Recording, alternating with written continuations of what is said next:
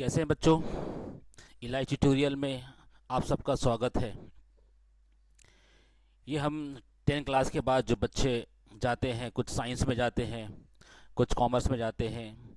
अगर जिसको जिसको स्कोप पता है, साइंस का स्कोप पता है, तो साइंस वाले साइंस में जाते हैं। कॉमर्स ही बहुत बड़ा एक वाइड स्कोप है। इसको समझना है हमको। इस बहुत सारे बच्चे कॉमर्स में जाते हैं। कॉमर्स में क्यों जाते हैं? बहुत सारे स्कोप से बिजनेस है, मैनेजमेंट है, एडमिनिस्ट्रेशन है, अकाउंट्स है, यानी पूरे बिजनेस को मैनेज करना।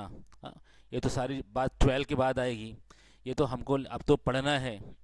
ये कॉमर्स में तो सारी चीज़ तो हम पढ़ सकते हैं, लेकिन एक नया सब्जेक्ट है जिसको हम बुक कीपिंग एंड अकाउंट्स के नाम से जानते हैं। ये पहली बार हमने सुना है। इसको कैसे करना है और कैसे इसको समझना है, ये हमारे लिए बहुत मुश्किल है। कुछ बच्चे टेंशन ले लेते हैं, कैसे करेंगे, क्या करेंगे। तो बहुत आसान है, इसके लिए डरने की कोई बात नहीं है। हमको समझना है। तो इसमें हमको एक बुक दी गई है जो 11th स्टैंडर्ड में है, 11th क्लास के लिए है। उसका नाम ही बुक कीपिंग एंड अकाउंटेंसी है। अब इसमें नई नई चीज़ हमने कभी सुना नहीं होगा। जैसे आपके बुक्स के ऊपर जो लिखा हुआ है, आपके सामने बुक दिख रही है।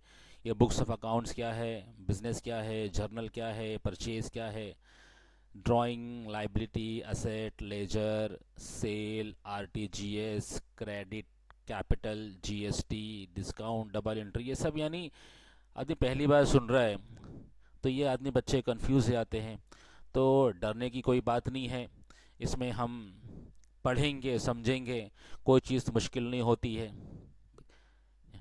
कोई चीज़ इम्पॉसिबल नहीं होती है। Because impossible itself says I am possible. तो इंसान जिस पे मेहनत करता है, जिसको दिल पे लेता है, तो चीज़ उसके लिए आसान हो जाती है। दूसरी बात बच्चों, देखो, पास होना कोई बड़ी बात नहीं है। अपने आप को एजुकेट करना, अपने आप को समझना। हम तो पास हो जाते हैं, लेकिन जब इंटरव्यू में जाते हैं, हमारा कंसेप्ट क्लियर नहीं होता है, हमारा बेस स्ट्रांग नहीं होता है, तो हम वहाँ पर जाके फंस जाते हैं। हम काम नहीं कर पाते हैं। जो हमको हमारा टेस्ट लेते हैं, इंटरव्यू लेते हैं, हम वहाँ पर जाके फेल हो जाते हैं। तो पास तो होना है, लेकिन अपने आप को एजुकेट करना है। अपने आप को वो काबिलियत अंदर पैदा करनी है। यानी अकाउंट जब पढ़, कोई भी चीज़ हम पढ़ रहे हैं, चाहे अकाउंट्स हो, इकोनॉमिक्स हो, मैनेजमेंट हो, कॉमर्स हो, साइंस हो, तो अपने को उसका बेसिक, यानी बेसिक जो फाउंडेशन है, जो हमने पढ़ा है, जो हमारे सिलेबस में, उसको हमको समझना है ये है क्या। जैसे हमने देखा होगा ये 3 इडियट फिल्म, यानी बहुत ही एक पॉजिटिव, गुड एक लेसन दिया है सोसाइटी को। उसके लिए हमको एजुकेट होना है। अब ये बुक्स हमारे सामने, तो आज बच्चे बहुत सारा टेंशन लेते हैं। तो उसमें अपने आप को टेंशन लेना नहीं है। टेंशन होता है, बच्चे सर पकड़ के बैठ जाते हैं कि कैसे पढ़ेंगे, क्या करेंगे, कैसे समझ में आएगा। तो कोई चीज़ टेंशन लेने की ज़रूरत नहीं है। Do not take tension. Tension की कोई बात नहीं है, हमको पढ़ना है। अभी हम टाइम ना वेस्ट करते हुए हम डायरेक्टली अपने सिलेबस पर आते हैं। हमारा पहला चैप्टर है इकोनॉमिक, हाँ पहला चैप्टर है कॉमर्स में, बुक कीपिंग एंड अकाउंटेंसी। आपके बुक में है, इसका नाम है introduction of book keepings and accounts. ये है क्या, बुक कीपिंग क्या है, अकाउंट्स क्या है, यानी एक ब्रीफ हमको यहाँ पर समझाया है। बुक कीपिंग होता क्या है और अकाउंटेंसी होता क्या है। तो यहाँ पर हमको एक डेफिनेशन दिया है, जो कि ऑथर है जे.आर. बैटलीबोई ने। उन्होंने क्या कहा है? Book keeping is an art of recording business dealing in A set of books. यानी सेट ऑफ बुक्स होती है, अलग अलग बुक्स होती है, उसके अंदर अपने बिजनेस डीलिंग को रिकॉर्ड करना। जो हमारा बिजनेस यानी धंधा जो होता है, उसमें हमारा सेल होता है, परचेज होता है, पेमेंट होता है, रिसीप होता है, इनकम होती है, गेन होती है, पैसा आया, पैसा गया, माल आया, माल गया, सारी चीज़ को रिकॉर्ड करने का नाम क्या है? Book keeping. बुक कीपिंग क्या है? सारी बिजनेस ट्रांजैक्शन को रिकॉर्डिंग करने का नाम अपने बुक्स में है, उसको हम बोलते हैं बुक कीपिंग। हमने रिकॉर्ड करके बुक रख लिया, उसको बोलते हैं बुक कीपिंग। अब बुक कीपिंग में क्या क्या करते हैं? पहला, it is a method of recording day to day business transaction. यानी जो हमारे डेली बिजनेस में जो चीज़ें होती है, ट्रांजैक्शंस होते हैं, उसको हम रिकॉर्ड करते हैं। कोई भी चीज़, चाहे सेल हो, परचेज़ हो, पेमेंट हो, हम उसको डेली बेसिस पर रिकॉर्ड करते हैं। जैसे हम अपने घर के खर्चे के लिए रिकॉर्ड करते हैं, एनालिसिस के लिए रिकॉर्ड करते हैं, अपना एक्सपेंस शीट बनाते हैं, इनकम हमारा कितना खर्चा किस पे हुआ, ताकि कंट्रोलिंग कर सकें। वैसे रिकॉर्ड करना है, रिकॉर्ड में इंसान के सामने सारी चीज़ें रहती हैं। दूसरा है, all records are prepared for a specific period which are useful for future reference. यानी सारे रिकॉर्ड को, बिजनेस ट्रांजैक्शन को हम रिकॉर्ड करते हैं एक स्पेसिफिक पीरियड, यानी जब हम एक अकाउंट्स करते हैं, हम हिसाब किताब करते हैं, वो साल भर का करते हैं। डिपेंड करता है, कोई छोटा बिजनेस है, कोई महीने का करता है, कोई 15 दिन का करता है, कोई 2 महीने का करता है। तो ये यानी एक रिकॉर्ड करते हैं ताकि हमको फ्यूचर रेफरेंस में काम आए ये। तीसरा है, record of transaction are based on rules and regulation. यानी रिकॉर्ड तो ट्रांजैक्शन का करेंगे, लेकिन कैसे, रूल्स एंड रेगुलेशन के ऊपर। जो हमको रूल्स एंड रेगुलेशन हमारे पास है, जो हमको लॉ ने दिया है, जो हम अपने मन से कोई कुछ भी नहीं कर सकते हैं। जैसे जिसको परचेज जहाँ पर लिखना है वहीं लिखेंगे, सेल जहाँ लिखना है वहीं लिखेंगे, एक्सपेंस जहाँ लिखना है वहीं लिखेंगे, अपने मन से कुछ नहीं कर सकते। हमको एज पर रूल्स चलना है, एज पर रूल्स के हिसाब से हमको रिकॉर्ड करना है फाइनेंशियल ट्रांजैक्शन। फिर it is an art of recording business transaction scientifically. यानी हमको सिस्टमाइज वे में हमको अपने बिजनेस को रिकॉर्ड करना है। मतलब कोई चीज़ यहाँ वहाँ ऐसे वैसे नहीं कर सकते, बल्कि सिस्टम वैसे, जैसे जो फॉर्मेट बनेगा, फॉर्मेट के अतबार से हमको सारी चीज़ को साइंटिफिकली हमको रिकॉर्ड करना है बिजनेस ट्रांजैक्शन को। फिर only financial transaction are recorded. यानी ओनली फाइनेंशियल मीन्स पैसे को लेकर, खाली पैसे को लेकर, जहाँ जहाँ पैसा लगता है उस चीज़ को, पैसा चाहे वो सेल हो, परचेज हो, पैसा आया पैसा गया, उस चीज़ को, मतलब पैसे के मूवमेंट पे हमको हमारी नज़र रखनी है। कितना पैसा आया, कितना पैसा गया, पैसे को लेकर जो हमारे पास ट्रांजैक्शन हो रहा है, उसको रिकॉर्ड करना है। इसको बोलते हैं बुक कीपिंग। फिर उसके बाद हम देखते हैं बेसिस यानी मेथड्स ऑफ अकाउंटिंग सिस्टम। अब अकाउंटिंग सिस्टम ये जो है, उसके मेथड्स क्या है, उसके बेसिस क्या है, हम जब मेथड पढ़ेंगे तो हमको समझ में आएगा। तो पहला मेथड है, क्या है, cash basis. Cash basis as the name suggest, cash, cash means नगद। नगद के ऊपर हमको जो चीज़, सारी चीज़ें होगी उसको हमको, या इसके ऊपर हम हिसाब किताब रखते हैं, उसके ऊपर हम एंट्री पास करते हैं। जैसे आपको लिखा भी दिया, under the cash basis of accounting actual cash receipt and actual cash payment are recorded. यानी एक्चुअल, जो असल में जो आपको हार्ड कैश रिसीव हुआ है, और एक्चुअल कैश आपने जो पे किया है, उसको बोलते हैं cash basis. In this basis revenue is recognise when cash is received and expenses are recognise when cash is paid. यानी इसके अंदर क्या होता है, जो एक्चुअल में हमारे पास कैश आया है, उसको हम रेवेन्यू कहते हैं, और जो एक्चुअल में हमारे पास से कैश गया है उसको हम एक्सपेंस मानते हैं। जैसे एनी इनकम रिसीव्ड, कोई इनकम हमको रिसीव्ड भी। दूसरा, एनी एक्सपेंस पेड, है ना। जैसे आपको एग्जांपल दिया है, सच एज डॉक्टर्स जो कैश ही लेते हैं, हम डॉक्टर के पास जाते हैं तो फीस देते हैं ना कैश, ऐसा नहीं हम यानी चेक देकर आ गए। कंसल्टेशन फ़ीस जो होती उनकी 1000 रुपये, 800 रुपये, 500, जो भी है, हम कैश देकर आते हैं। दूसरा, लॉयर की फ़ीस भी यानी हम कैश देते हैं, चेक भी देते हैं, यानी वो कैश चेक होता है। फिर चार्टर्ड अकाउंटेंट, सीए, उनको भी हम बिजनेस, बड़ी बिजनेस, बड़ा फर्म है तो हम उसको हायर करते हैं, तो इनको भी हमको इनकी फ़ीस देते हैं कैश में, है ना। तो ये सारे चीज़ जितने हमारी जो सर्विस हमको देते हैं, इनको हम ये कैश बेसिस पे ही यानी ये अपना बिजनेस करते हैं। तो ये क्या हो गया, पैसे का लेन देन ऑन एक्चुअल रिसीप्ट और एक्चुअल पेमेंट, उसे हम कहते हैं कैश बेसिस। दूसरा मेथड है accrual or mercantile basis. Accrual means मतलब जो चीज़ अक्रू हो जाती, जो चीज़ वक्त हो गया उसका, लेकिन पैसे नहीं मिले। जैसे मेरा फ्लैट है, मैंने भाड़े पे दिया उसको, रेंट आउट किया उसको। तो जैसे ये महीना अगस्त का है, तो जुलाई का मेरा भाड़ा अक्रू हो गया, अगस्त की 10 तारीख आ गई, तो 10 तारीख को मुझे भाड़ा लेना है कि उसका पिछले महीने का, जुलाई का। तो जुलाई का भाड़ा मुझे अभी तक नहीं मिला है, वो अक्रू हो गया है लेकिन पैसे नहीं मिले, तो उसको बोलते हैं it is accrued money. Income जो है वो रेंट जो है वो रिसीवेबल है, पैसे मिले नहीं है। इसको हम पढ़ लेते। Under the accrual basis of accounting the revenue whether received or not, यहाँ पे आपको पैसे मिले या नहीं मिले लेकिन अक्रू हो गया है, but has been earn or accrued during the accounting period and expenses incurred whether paid or not paid. वैसे ही पेमेंट का भी हमने इसको कैश में पे किया है या नहीं पे किया लेकिन अक्रू हो गया है, यानी पेमेंट करना है, किया नहीं अभी तक।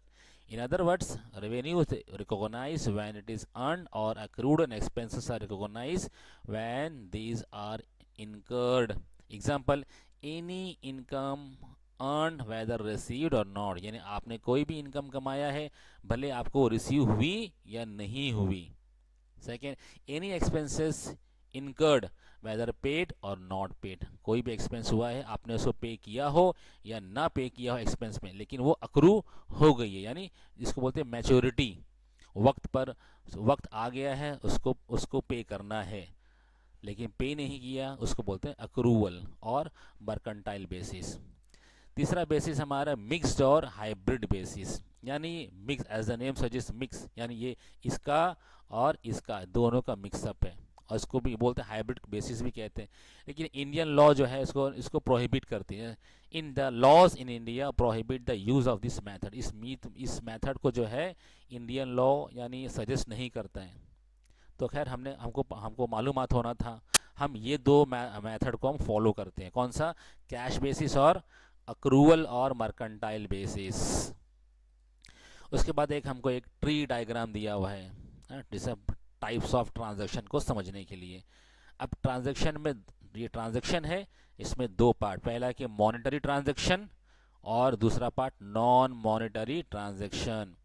अब मॉनेटरी मीन्स पैसा, पैसे को लेकर, चाहे वो उधार हो चाहे वो कैश हो। अब इसमें एक कैश ट्रांजैक्शन हुआ, दूसरा क्रेडिट ट्रांजैक्शन हुआ। ये किस में जाता है? मॉनेटरी ट्रांजैक्शन में।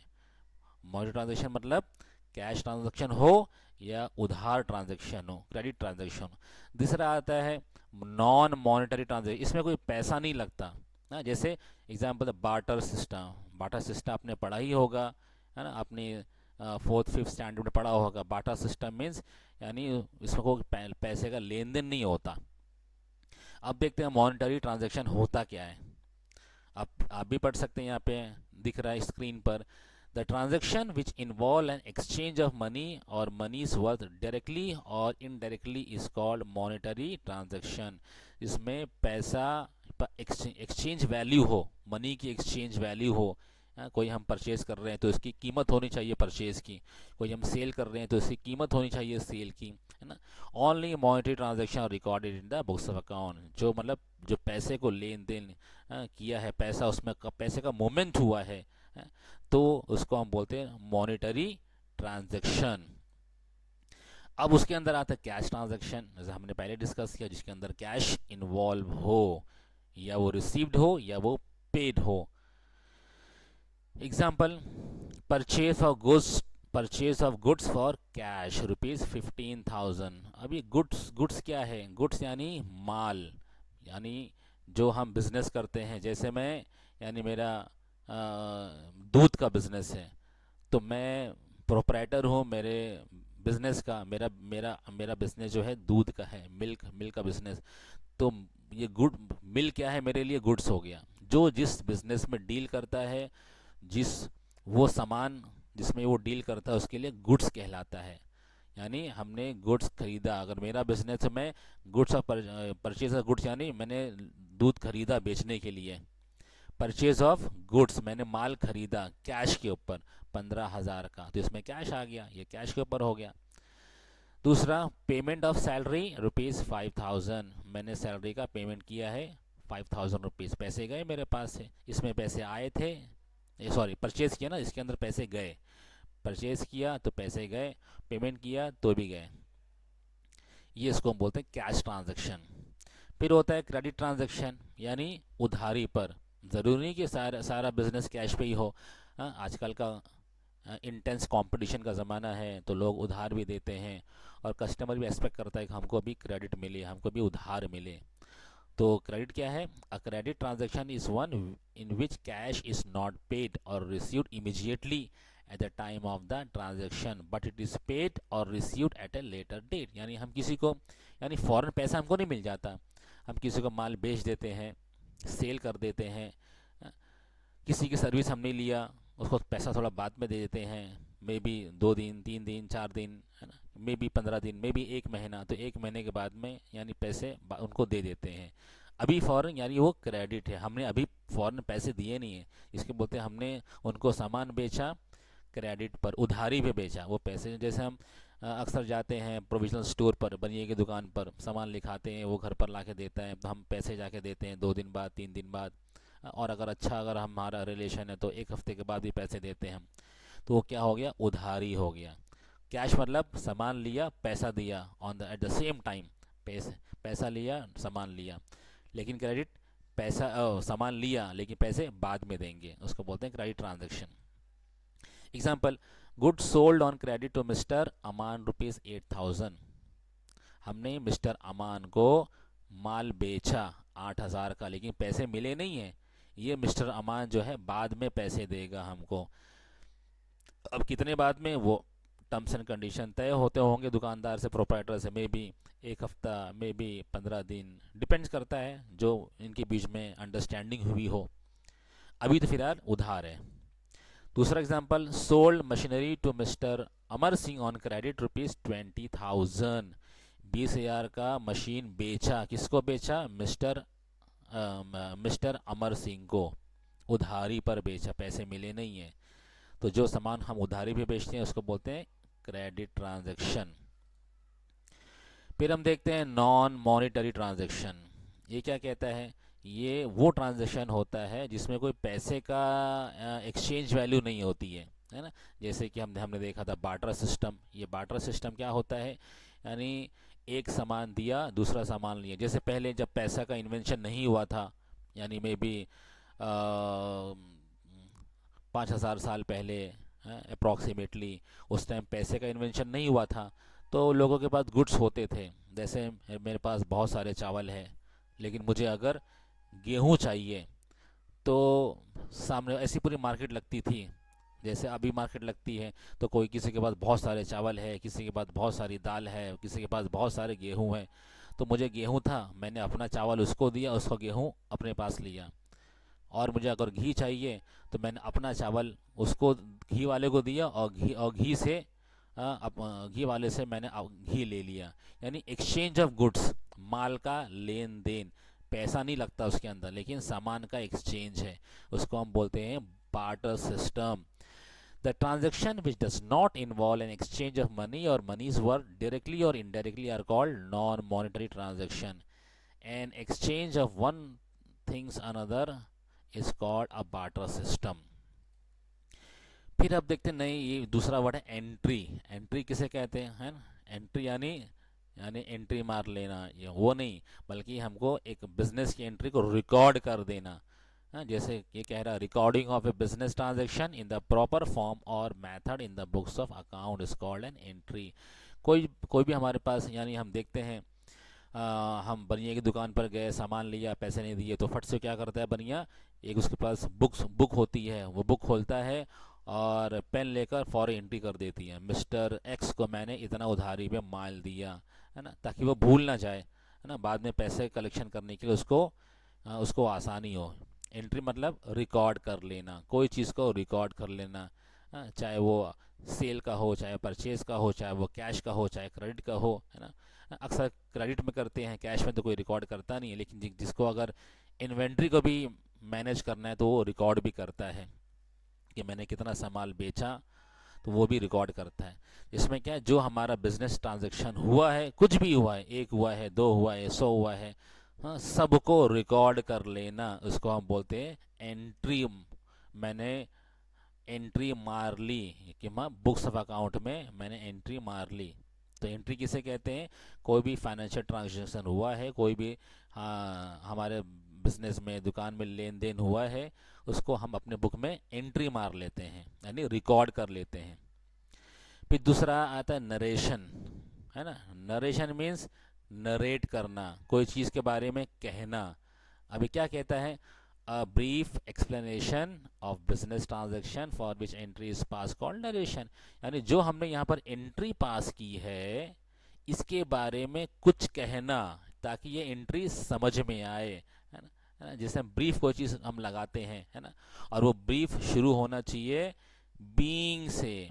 हम आगे प्रैक्टिकल करेंगे, वहाँ हमको समझ में आएगा। ये तो थियरी है, थियरी खाली होती है एक कंसेप्ट क्लियर के लिए, हालांकि इसमें ज़्यादा समझ में नहीं आएगा। जब प्रैक्टिकल हम करेंगे बच्चों, डरने की कोई बात नहीं है, हम जब प्रैक्टिकल करेंगे तो उसमें हमको सारी चीज़ समझ में आएगी। तो नरेशन एंट्री के नीचे लिखा जाता है, और वो यानी इन्वर्टेड कॉमा में या यानी क्या कहते हैं उसे, ब्रैकेट में लिखा जाता है, और शुरू होता है वो बीइंग से, BEING से शुरू होता है, हाँ? और फॉर, यानी हम बीइंग से हम शुरू करते हैं, हम बाद में देखेंगे उसको।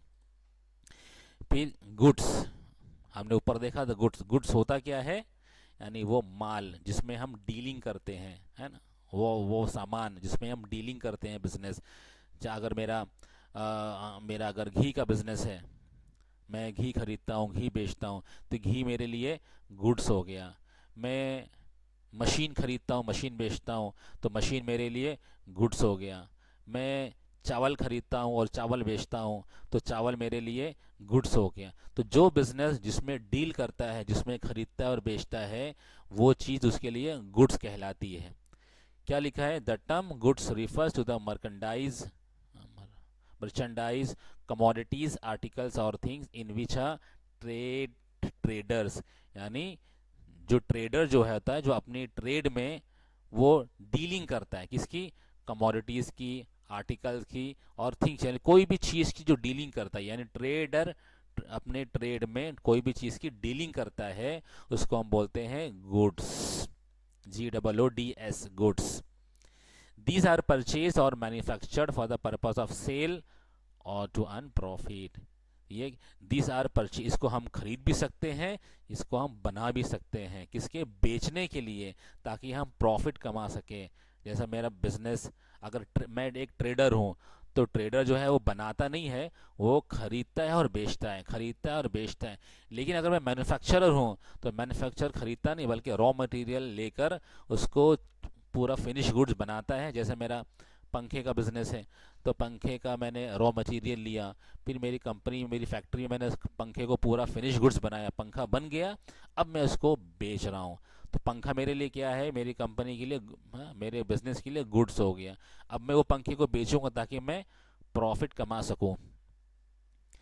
उसके बाद में एग्जाम्पल दिया है, एग्जाम्पल क्या है, medicine are the goods for the chemist, यानी केमिस्ट जो होते हैं, यानी ये मेडिकल वाले डील करते हैं मेडिसिन में, यानी दवाएं बेचते हैं, दवा खरीदते हैं, दवा बेचते हैं। तो दवा गुड्स कहलाएगी किसके लिए, वो मेडिकल वालों के लिए, यानी केमिस्ट उसे कहते हैं, मेडिकल वालों के लिए मेडिसिन गुड्स हो गई। Vegetable are goods for vegetable vendor, जो सब्जियां बेचते हैं, तो सब्जी उनके लिए गुड्स हो गई। जो सब्जी बेचते हैं तो वो सब्जी खरीदते हैं और सब्जी बेचते हैं, तो सब्जी उनके लिए क्या है, गुड्स है। फिर parts like tyres, engines, gearbox, cables are produced by vehicle manufacturer like Bajaj Auto and Hero Motors। अभी कंपनी है जो यानी गाड़ियाँ बनाती, जैसे बजाज ऑटो है, हीरो होंडा है, हीरो मोटर्स है, मर्सिडीज़ बेंज है, तो ये गाड़ियाँ बनाती है। अब गाड़ी बनाने के लिए उसमें टायर भी लगता है, और इंजन, गियर बॉक्स भी लगता है, केबल भी लगता है। तो ये सारी चीज़ें जो है ये पार्ट्स है ना, पार्ट्स, गाड़ी की पार्ट्स है। तो ये सब क्या कहलाएगी, गुड्स, किसके लिए, बजाज ऑटो और हीरो मोटर, और जो गाड़ी बनाने वाली कंपनी है। ठीक है, अब उसके आगे हम देखते हैं फिर नई चीज़ क्या है, कैपिटल और ड्राइंग। पहले हम देखते हैं कैपिटल। ये कैपिटल क्या है, कैपिटल यानी जैसे मुझे बिजनेस शुरू करना है, तो मैं बिजनेस शुरू कर रहा हूँ, तो बिजनेस शुरू करने के लिए पैसे लगते हैं। तो मैंने 10 लाख रुपया अपने घर से लगाया और बिजनेस शुरू किया। तो बिजनेस बिजनेस टर्म्स में उसे कहते हैं कैपिटल। बिजनेस में पैसा आया 10 लाख रुपए, उसको बोलते हैं हम कैपिटल। पढ़ते हैं हम थोड़ा। The total amount invested into business by the owner is called capital. जो प्रोप्राइटर है, प्रोप्राइटर मीन्स मेरा बिजनेस है तो मैं क्या कहलाऊंगा, प्रोप्राइटर। अगर सिंगल आदमी है, प्रोप्राइटर कह लो, या सोल ट्रेडर कह लो, या सोल प्रोप्राइटर कह लो, ये सब एक ही नाम अलग अलग है लेकिन चीज़ एक ही है। तो मैंने जितना पैसा लगाया अपने बिजनेस में, तो उसको हम क्या कहते हैं, वो उसको क्या बोलते हैं, कैपिटल। कैपिटल कहते हैं।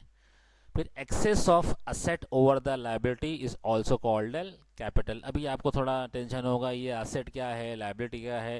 टेंशन मत लीजिए, हम आगे सब समझेंगे। तो एक्सेस यानी ज़्यादा, असेट यानी असेट उसको कहते हैं जो प्रोप्राइटर की चीज़ हो। जैसे उसका कैपिटल हो गया, उसने जो मशीन खरीदा, उसने जो बिल्डिंग खरीदा, उसने जो ऑफिस खरीदा, उसने जो गाड़ी खरीदा जो बिजनेस के लिए इस्तेमाल होगी, वो सब क्या कहलाएगी, असेट है प्रोप्राइटर का, बिजनेसमैन का।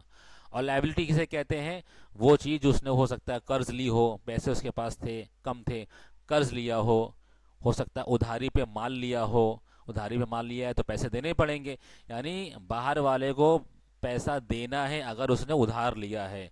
इसको बोलते हैं लाइबिलिटीज बिजनेस। जैसे अगर मेरा 10 लाख का बिजनेस था, मेरे पास 8 लाख रुपए हैं लेकिन 2 लाख रुपए और चाहिए, तो 2 लाख मैंने किसी दोस्त से ले लिया या कोई अपना फैमिली मेम्बर से ले लिया, तो 2 लाख रुपए मेरे पर कर्ज है, वो 2 लाख मुझे लौटाना है।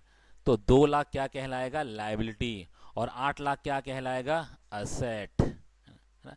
तो इसके असेट अगर लाइबिलिटी से ज़्यादा है तो उसको भी हम क्या बोलते हैं, कैपिटल। अब देखो इक्वेशन फॉर्म में दिया हुआ है, the equation for this capital is equal to asset minus liabilities.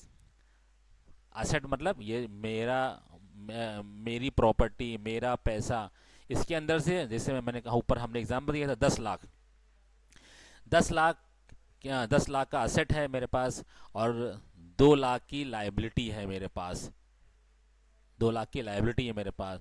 तो असेट यानी 10 लाख माइनस 2 लाख, 8 लाख जो बचा, वो 8 लाख जो है वो 8 लैक्स क्या है, वो कैपिटल है, 8 लैक्स कैपिटल है। फिर हम देखते हैं drawing. What is drawing, drawing यानी वो पैसा बिजनेस से मैंने निकाला, वो उसको मैंने खर्च किया अपने पर्सनल यूज़ के लिए, घर के यूज़ के लिए, although it is not allowed in the business, इसलिए उसके उस ड्राइंग कहा जाता है, इसलिए वो कैपिटल में से माइनस हो जाता है। ये बिजनेस का खर्चा नहीं है, ये घर का खर्चा है, अपना पर्सनल खर्चा है। इसलिए हम बोलते हैं कोई भी आपने पैसा निकाला बिजनेस से अपने घर के खर्चे के लिए, अपनी फैमिली मेम्बर्स के खर्चे के लिए, तो हम उसको क्या कहते हैं, ड्राइंग। क्या लिखा है, पढ़ते हैं। द अमाउंट ऑफ कैश और value of good asset etcetera withdrawn from the business by the owners for the personal use called as drawing. Example, proprietors pay the college fees of his son, अपने बेटे की college की fees जमा किया business से पैसे निकालकर। और पे for is medical expenses, doctor को दिखाना था, उसका मेडिकल एक्सपेंसेस पे किया। Mobile bills etcetera from the business, यानी बिजनेस में से पैसे निकाल के, पैसे निकाला और अपने पर्सनल यूज पे खर्च किया, पर्सनल यूज पे खर्च किया, तो उसको क्या बोलते हैं हम, ड्राइंग। इसलिए ड्राइंग जो है कैपिटल में से माइनस होता है ना। उसका ट्रीटमेंट हम आगे देखेंगे, और अभी तो खाली इतना समझने के लिए थोड़ा ठीक है, थोड़ा हमारा हल्का सा एक नॉलेज मिल जाए, आगे जब हम प्रैक्टिकल करेंगे हमारा कंसेप्ट क्लियर होगा। और फिर नेक्स्ट है डेटर्स एंड क्रेडिटर्स। अब ये डेटर्स क्या है, नया अल्फाज, नया वर्ड्स, और फिर क्रेडिटर्स क्या है ना। तो कोई टेंशन की बात नहीं है, हम देखते हैं डेटर्स होता क्या है। तो डेटर्स ये कहता है a person who has to pay the business for getting goods and services on credit is known as debtors. यानी जैसे मेरा बिजनेस था, मैंने मिस्टर एक्स को 10,000 रुपये का सामान बेचा, मैंने मिस्टर एक्स को 10,000 रुपये का सामान बेचा, तो मिस्टर एक्स ने अभी पैसे दिए नहीं, तो मिस्टर एक्स मेरे लिए क्या हो जाएगा, डेटर्स। मिस्टर एक्स मेरे लिए क्या हो जाएगा, डेटर्स। वो पैसे मुझे बाद में देगा, हाँ, इसलिए हम बिजनेस के टर्म में क्या कहते हैं उसको, डेटर्स। ठीक है। अच्छा, इसमें ये, हाँ, ये सब टर्मिनोलॉजी है। टर्मिनोलॉजी मीन्स वो चीज़ जहाँ पे बोलनी चाहिए हम वही बोलेंगे। जैसे लॉ की टर्मिनोलॉजी अलग है, और डॉक्टर्स की टर्मिनोलॉजी अलग है, मेडिकल में मेडिसिन में जो है टर्मिनोलॉजी अलग है, कॉमर्स में अलग है, साइंस में अलग है ना, इकोनॉमिक्स में अलग है। तो सबकी अलग अलग। तो हम जिस सब्जेक्ट में रहेंगे उसके ही अल्फाज से हम बात करेंगे, उसको बोलते हैं टर्मिनोलॉजी। ठीक है, तो डेटर किसे कहते हैं? मतलब मैं हमने जिसको सामान बेचा वो पैसा हमको बाद में देने वाला है। जैसे हम एग्जांपल दिए था, मिस्टर एक्स को हमने बेचा, तो मिस्टर एक्स जो है वो हमको पैसे देगा। तो मिस्टर एक्स मेरे लिए क्या हो गया? डेटर्स हो गया। अब क्रेडिटर्स यानी इसी का उल्टा। तो क्रेडिटर्स क्या है? मेरा बिजनेस है, मैंने मिस्टर एक्स से सामान खरीदा उधार पर। तो जैसे मेरा बिजनेस है, तो जिससे मैंने सामान खरीदा मिस्टर एक्स का भी बिजनेस होगा। तो मेरे लिए क्या है, मैं अपने बिजनेस की बात करूंगा मैं। तो मैं वो मिस्टर एक्स जो है मेरे लिए कौन है? क्रेडिटर। क्यों क्रेडिटर? क्योंकि मैंने उससे उधारी पे सामान खरीदा था, अब मैं उसको पैसे पे करूंगा, तो इसलिए मिस्टर एक्स मेरे लिए क्रेडिटर हो गया। यहाँ पे मिस्टर एक्स मेरे लिए डेटर हुआ था, यहाँ पे मिस्टर एक्स मेरे लिए क्रेडिटर हो गया। क्यों यहाँ डेटर था? क्योंकि यहाँ पर मैंने मिस्टर एक्स को सामान बेचा था। तो अब बाद में मिस्टर एक्स मुझे लाकर पैसा लौटाएगा, यानी मेरे बिजनेस को पैसा लौटाएगा। और यहाँ पे क्या उसका उल्टा चीज, मिस्टर एक्स ने मुझे सामान बेचा, यानी मैंने खरीदा उससे, मैंने पैसे नहीं दिए, लेकिन मुझे पैसे लौटाने हैं। तो यहाँ पर मिस्टर एक्स क्या हो गया? क्रेडिटर। यहाँ क्या था? डेटर। तो इसको थोड़ा समझें। उसके बाद हम देखते हैं बैड डेब्ट्स। ये बैड डेब्ट्स क्या है? बैड डेब्ट्स यानी यानी ये एक टाइप का एक लॉस है हमारे लिए। यानी ये जो डेटर्स, हाँ, जो डेटर्स थे हमारे लिए, उसमें से कुछ यानी बैंकरप्ट हो गए, वो कह रहे कि वो कहीं चलो या शहर छोड़ के चला गया, या कह रहे कि मैं आपका पैसा नहीं लौटा पाऊंगा। जैसे 10,000 रुपया 10,000 रुपया एक डेटर के पास मेरा था। अब वो कह रहा है कि मैं आपका पैसा 10,000 नहीं लौटा पाऊंगा, बल्कि 8,000 ही मेरे पास है, 8,000 ही दे पाऊंगा, बाकी का आई एम सॉरी, माफ़ कर दिए मुझे। तो बाकी का बचा 2,000। तो 2,000 रुपये जो है मेरे लिए क्या हो गया? बैड डेप, नुकसान हो गया मेरे लिए नुकसान हो गया। एन इरिकवरेबल, यानी जिसको मैं रिकवर नहीं कर सकता, ले नहीं सकता। An irrecoverable amount from the debtor is known as bad debt. It is a revenue loss for the business. ये रेवेन्यू लॉस है बिजनेस के लिए, क्योंकि मुझे पैसा डूब गया, नहीं मिला। जो पैसा डूब जाता है एडिटर के पास से, उसको इसलिए हम उसको कहते हैं बैड बैड डेस बैड, यानी नुकसान हो गया। ठीक है बच्चों। उसके बाद हम देखेंगे expenditure and types of expenditure. ये एक्सपेंडिचर क्या, यानी खर्च, और खर्च कैसे किस टाइप के खर्च होते हैं वो हम देखेंगे। एक्सपेंडिचर क्या कहते हैं? यानी जो भी हमारा पैसा खर्चा हुआ है बिजनेस में, चाहे वो पेमेंट में हो, चाहे वो परचेज में हो, चाहे वो हमने कोई चीज़ खरीदी हो, मशीन खरीदा हो, बिल्डिंग खरीदी हो, गाड़ी खरीदी हो, कंप्यूटर खरीदा हो, हमने किसी को पेमेंट किया हो, सैलरी पेमेंट किया, रेंट पेमेंट किया, लाइट बिल है, टैक्स है, वाटर बिल, जो भी एक्स वाई जेड है, उसको हम बोलते हैं एक्सपेंडिचर। एक्सपेंडिचर मतलब खर्चा हुआ बिजनेस का। An amount spend by business for any consideration received by business called expenditure. अब ये तो एक्सपेंडिचर, लेकिन अब टाइप्स देखते हैं, खर्चे कहाँ कहाँ होते हैं बिजनेस में, वो हम देखते हैं। पहला होता है कैपिटल एक्सपेंडिचर। तो कैपिटल एक्सपेंडिचर क्या होता है?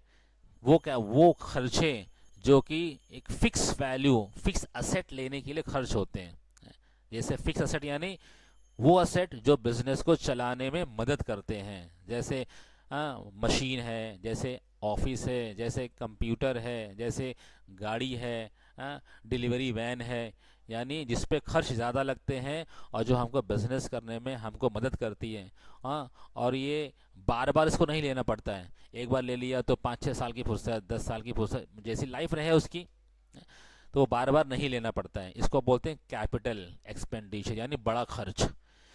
This expenditure is incurred to acquire fixed asset or to increase value of fixed asset. It's give the benefit for the long period of time.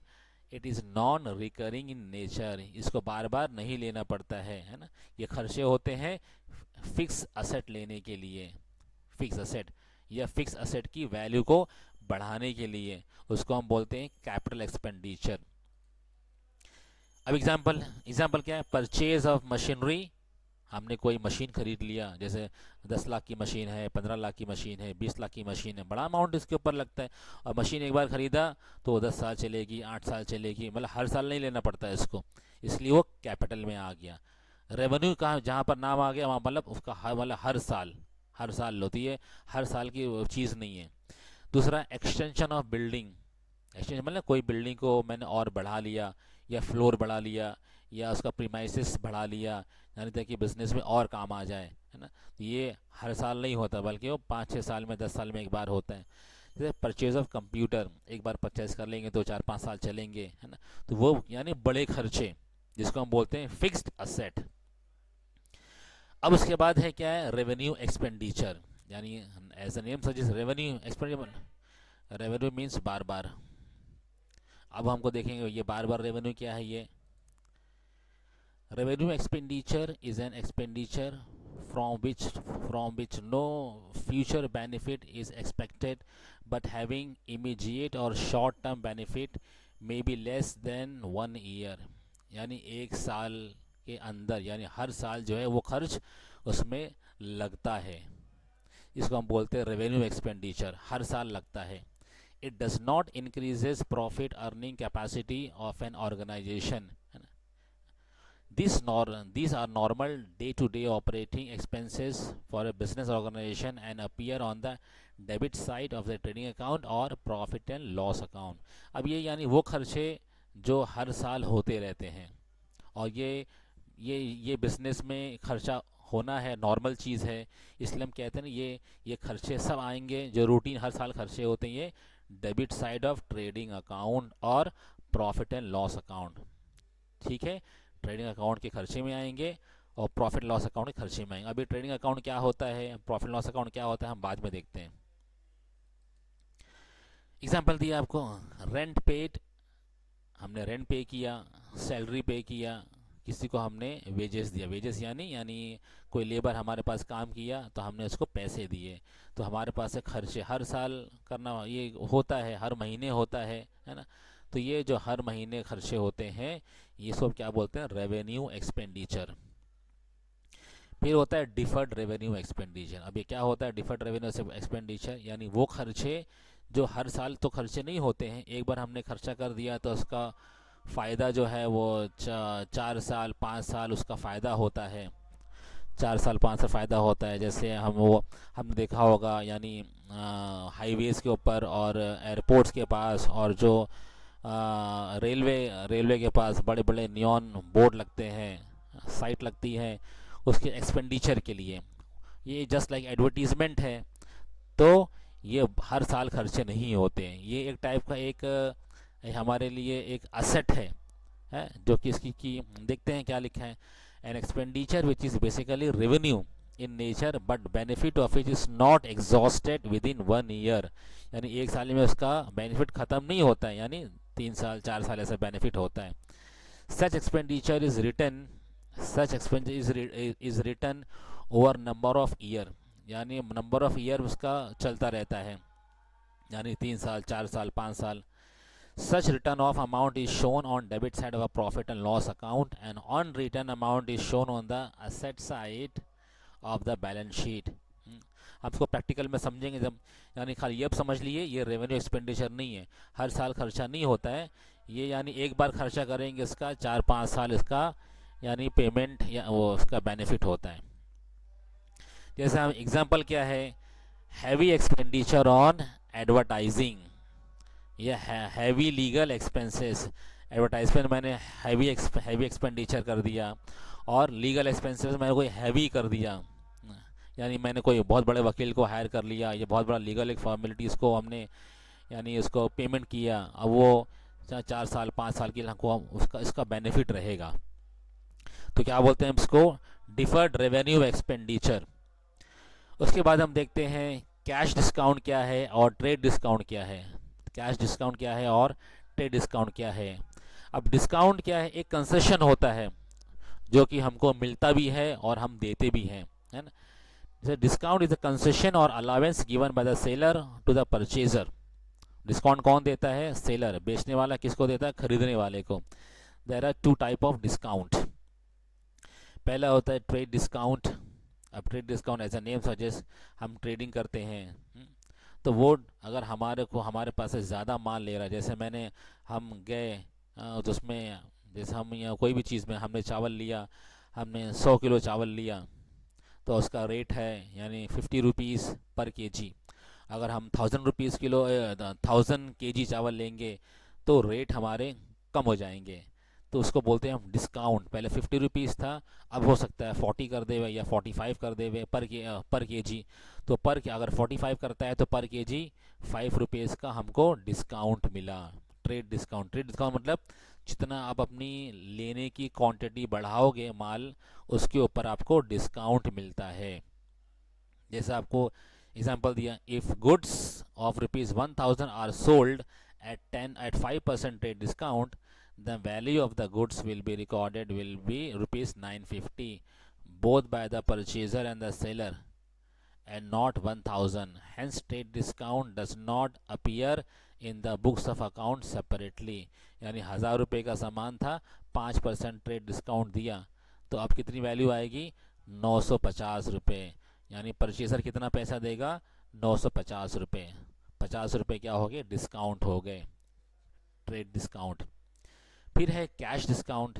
Cash discount हम सबको पता है, यानी जो प्रॉम्प्ट पेमेंट करता है, यानी प्रॉम्प्ट यानी जो फ़ौरन पेमेंट, अभी ट्रांजैक्शन हुआ, अभी बेचा मैंने और फ़ौरन मुझे पैसे मिल जाए, तो हम उसको कुछ डिस्काउंट देते हैं, जैसे 2%। जैसे मारवाड़ी लोग करते हैं, फ़ौरन अगर पेमेंट करते हैं तो 2% काट लेते हैं। अगर 10,000 रुपये की बिल है, 2% काट लिया तो कितने पैसे कट गए? यानी 10,000 का था तो उसमें 200 रुपये कट गए। अब वो कितना देगा? 9,800 रुपये फ़ौरन काट के दे देगा। तो ये उसका भी फ़ायदा हो गया, डिस्काउंट जिसको मिला, और जिसने डिस्काउंट दिया उसको भी फ़ायदा हो गया, फ़ौरन पैसे उसको मिल गए। तो फ़ौरन पैसा यानी प्रॉम्प्ट पेमेंट के लिए कैश डिस्काउंट दिया जाता है। फिर उसके बाद हम देखते हैं सॉल्वेंट एंड इंसॉल्वेंट। सॉल्वेंट क्या होता है और इंसॉल्वेंट क्या होता है? सॉल्वेंट यानी हम उसे कहते हैं जिसके पास असेट ज़्यादा है लाइबिलिटी से, या असेट ज़्यादा है लाइबिलिटी कम है, या असेट और लाइबिलिटी दोनों बराबर है, हम उसको कहते हैं solvent. If a person's asset are more than this liability और equal to his liability, he is called solvent person. अगर उसके पास असेट ज़्यादा है लाइबिलिटी से, या असेट और लाइबिलिटी दोनों बराबर है, तो हम इसको क्या बोलते हैं? Solvent person. एग्जाम्पल क्या दिया है हमको? A person total asset has been calculated ₹50 lakhs and his total debt ₹30 lakhs. Since his position is sound, he is able to pay rupees debt, therefore he is called solvent. अभी क्या कह रहा है? उसका असेट यानी उसके पास 50 लाख था, 50 lakhs थे, और उसकी लाइबिलिटी, डेब्ट मीन्स लाइबिलिटी, इसको डेब्ट कहते हैं, डेब्ट मीन्स लाइबिलिटी। लाइबिलिटी है 30 लाख रुपए। अब देखो इसकी असेट ज़्यादा है लाइबिलिटी से, तो यानी ये अपनी लाइबिलिटी को पूरा पूरा अदा कर सकता है। ये कर्जदार को, यानी जिससे इन्होंने पैसा लिया अपने बिजनेस को चलाने के लिए, उनको पूरा पूरा पैसा लौटा सकता है। अगर लौटाने के बाद भी इसको 20 लाख इसके पास बच रहे हैं, तो हम इसको क्या बोलेंगे? He is a solvent person. अब इंसॉल्वेंट देखते हैं। इंसॉल्वेंट किसे कहते हैं? इसी का उल्टा, a person whose liabilities are more than this asset is called insolvent person. यानी जिसकी लाइबिलिटी ज़्यादा है असेट से, तो हम इसको क्या बोलते हैं? ये person he is a insolvent. क्यों? इसकी लाइबिलिटी ज़्यादा है असेट से, यानी वो पूरी लाइबिलिटी को पे नहीं कर सकता। असेट पूरा पे कर देगा लेकिन फिर भी लाइबिलिटी उसकी बाकी रहेगी। For example, a person's total asset और प्रॉपर्टी हैव बीन कैलकुलेटेड, यानी जो बिजनेसमैन था उसकी पूरी प्रॉपर्टी एसेट को हमने कैलकुलेट किया, कितना आया? 20 लाख रुपीज़ आया, यानी 20 लाख ही उसके पास पूरा निकल पाया। और उसकी टोटल लाइबिलिटी कितनी निकली? 50 लाख रुपए। तो 20 लाख है इसके पास, देना है 50 लाख बाहर वालों को, तो ये 30 लाख निगेटिव में है। 30 लाख रुपए उसको और बंदोबस्त करना है ताकि वो बाहर वाले को पैसा लौटा सके। इसलिए इसको, अगर ये रीज़न से कोर्ट अगर सेटिस्फाई है तो कोर्ट क्या बोलेगा, कोर्ट इसको डिक्लेयर करेगा ही इज़ इंसॉल्वेंट पर्सन, कि वो अदा नहीं कर सकता। इसलिए हम कहते हैं इसको insolvent partners, sorry insolvent persons. फिर उसके बाद हम देखते हैं गुडविल। गुडविल क्या होती है, बिजनेस में गुडविल क्या होती है? गुडविल एक टाइप का, यानी एक रेपुटेशन है, एक फेम है, एक नाम है, एक ब्रांड है, जिसकी वजह से हमारा बिजनेस आसानी से चलता है। जैसे आपने बाटा का नाम, तो बाटा सुन के कोई भी ले लेता है। हाँ, मैकडोनल्ड का, मैकडोनल्ड है, पिज़्ज़ा है, डोमिनोज़ है ना, पेप्सी है, मिरिंडा, ये सब क्या है, एक गुडविल है इनकी। यानी कोई भी, हाँ, इनका माल अच्छा होगा और इनका माल फ़ौरन ले लो, है ना, तो ये गुडविल है। वो पैसा उसका अपने वो टैग का इस्तेमाल करते हैं, उसका पैसा लेते हैं वो, तो उसको क्या बोलते हैं? गुडविल। क्या लिखा है? Goodwill may be describe as the aggregate of those intangible attribute of the business which contribute to its superior earning capacity over the normal return of returns. यानी जो एक नॉर्मल रिटर्न हो, जैसे नॉर्मल रिटर्न ऑन इन्वेस्टमेंट, जैसे मैंने 10 लाख का investment किया, तो मेरा एक्सपेक्टेशन ये है कि चलो 10% कमाऊंगा। 10%, अगर 10 लाख का मैंने इन्वेस्टमेंट किया है तो मेरा 10% आता है, मेरा 10% कितना आता है? 1 लाख रुपीज़। तो मेरा एक्सपेक्टेशन है कि 1 लाख रुपए में कमाऊंगा मैं, लेकिन मैं कमा रहा हूँ 1.5 लाख रुपए। तो ये 50,000 क्या है? मेरे गुडविल का है, मैंने एक्स्ट्रा पैसे कमाए हैं। मतलब एक ओवर द, कह रहे हैं ये contribute the superior earning capacity over the normal, normal से ज़्यादा कमा रहा हूँ मैं, है ना। तो जो जो जो ये सुपीरियर, जो नॉर्मल से ज़्यादा जो आ रहा है, जैसे 1 लाख कमाना चाहिए था लेकिन मैं 1.5 लाख कमा रहा हूँ, तो ये मेरे 50,000 जो है गुडविल से कमा रहा हूँ मैं, जिसको क्या बोलते हैं? गुडविल। तो ज़्यादा कंफ्यूज मत हो, एक समझ लो ये बिजनेस जो मैंने मार्केट में नाम कमाया है इसको बोलते हैं गुडविल। हाँ, अब ये होता है किससे? It may arise. गुडविल कैसे बनती है? It may arise from such attributes as favourable location, यानी अच्छी लोकेशन हो उसकी, बहुत, यानी रोड के ऊपर हो और सी शोर पर हो, मार्केट में हो, बहुत ही अच्छी लोकेशन है मेरे बिजनेस का। फिर the ability and the skill of its employee, यानी उसके एम्प्लॉय जो काम करने वाले हैं, बहुत ही स्किल है, बहुत ही एबिलिटी है उनके पास, बहुत ही चालाक है, बहुत ही अच्छी सर्विस देते हैं, बहुत यानी प्रोफेशनल है, और मैनेजमेंट भी उनका अच्छा है, और quality of its products and services. अब उनकी प्रोडक्ट्स की क्वालिटी और सर्विस की क्वालिटी दोनों भी अच्छी है। जैसे एमएनसीज कंपनीज को देखते हैं हम, है ना, तो उनकी जो प्रोडक्ट की क्वालिटी है बहुत ही अच्छी होती है। वो अपनी प्रोडक्ट की क्वालिटी में कॉम्प्रोमाइज़ नहीं करते हैं, क्योंकि उनको गुडविल कमाना है, नाम कमाना है, फेम कमाना है, और कस्टमर सेटिस्फैक्शन। इसलिए कस्टमर की प्रॉब्लम को फ़ौरन सॉल्व, कस्टमर को खुश रखने के लिए हमेशा तैयार रहते हैं। उनको अच्छी सर्विस, अच्छी क्वालिटी का प्रोडक्ट, अच्छी सर्विस देते हैं, ताकि उसका मार्केट में उनका गुडविल बन जाए, जिसको बोलते हैं गुडविल। अब गुडविल मतलब कैसे उसको एक्सप्रेस, यानी गुडविल को बिजनेस में हमेशा पैसे के टर्म में एक्सप्रेस करते हैं। जैसे goodwill is the reputation of business express in term of money, उसको पैसे के टर्म्स में हम उसको बात करते हैं। जैसे गुडविल है तो पैसे के टर्म में हमको घुमा देते हैं। हम आगे देखते हैं। अब goodwill is an intangible asset. Goodwill क्या है? एक इंटेंजिबल एसेट है। हमारे पास दो टाइप के एसेट होते हैं। फिक्स एसेट जो है दो टाइप के होते हैं, एक होता है टेंजिबल, एक होता है इनटेंजिबल। दो कैटेगरी होती है। तो अच्छा, टेंजिबल एसेट उसे कहते हैं जिसको हम छू सके, जिसको हम टच कर सकें, जिसको हम फील कर सकें, जिसको हम देख सकें। पहला क्या है? जिसको हम छू सकें, जिसको हम देख सकें, जिसको हम फील कर सकें, उसको हम बोलते हैं टेंजिबल एसेट। जैसे बिल्डिंग है, कंप्यूटर है, मशीन है। अब तीनों को हम छू सकते हैं, यानी टच कर सकते हैं, हम देख सकते हैं, हम महसूस भी कर सकते हैं। तो इनको क्या बोलते हैं हम? Tangible asset. और इंटेंजिबल एसेट यानी जिसको हम छू नहीं सकते, जिसको हम देख नहीं सकते, सिर्फ उसको महसूस कर सकते हैं, उसको बोलते हैं हम इंटेंजिबल एसेट। जैसे गुडविल हो गया, गुडविल को हम छू थोड़ी सकते हैं, गुडविल को हम देख थोड़ी सकते हैं। दूसरा हमारा कॉपीराइट हो गया, तीसरा हमारा पेटेंट राइट हो गया, है ना। तो इसको हम खाली महसूस कर सकते हैं, ये हमारी एसेट है, इसको हम देख नहीं सकते, इसको हम छू नहीं सकते हैं। आगे और कैटेगराइज करेंगे इसके बारे में।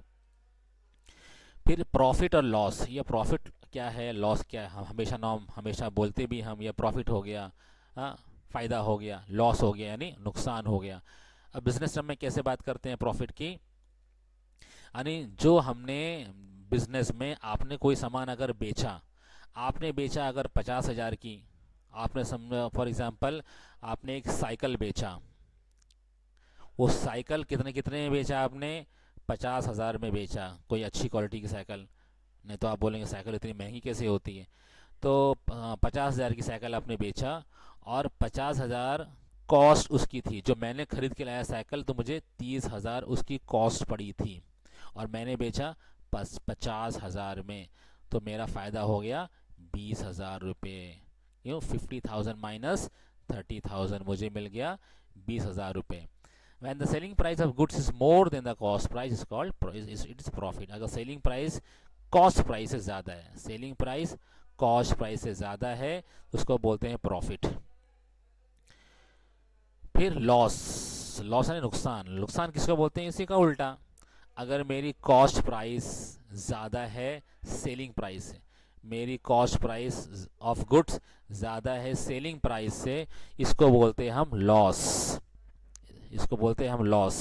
जैसे गुड्स के मैंने बेचा 50,000 रुपये का, मैंने माल बेच दिया, लेकिन मुझे एक्सपेंसेस और सारे खर्चे मेरे हुए थे 60,000 के, तो मुझे लॉस हो गया। 60,000 की मुझे वो गुड्स पड़ी थी, मैंने बेच दिया 50,000 में, तो मेरा लॉस कितना हो गया, 10,000 रुपीज़, इसको बोलते हैं लॉस। अब इनकम किसे कहते हैं, इनकम यानी मैंने कोई चीज़ कमाया, है ना, जो मुझे बाहर से इनकम हुई मेरे बिजनेस में।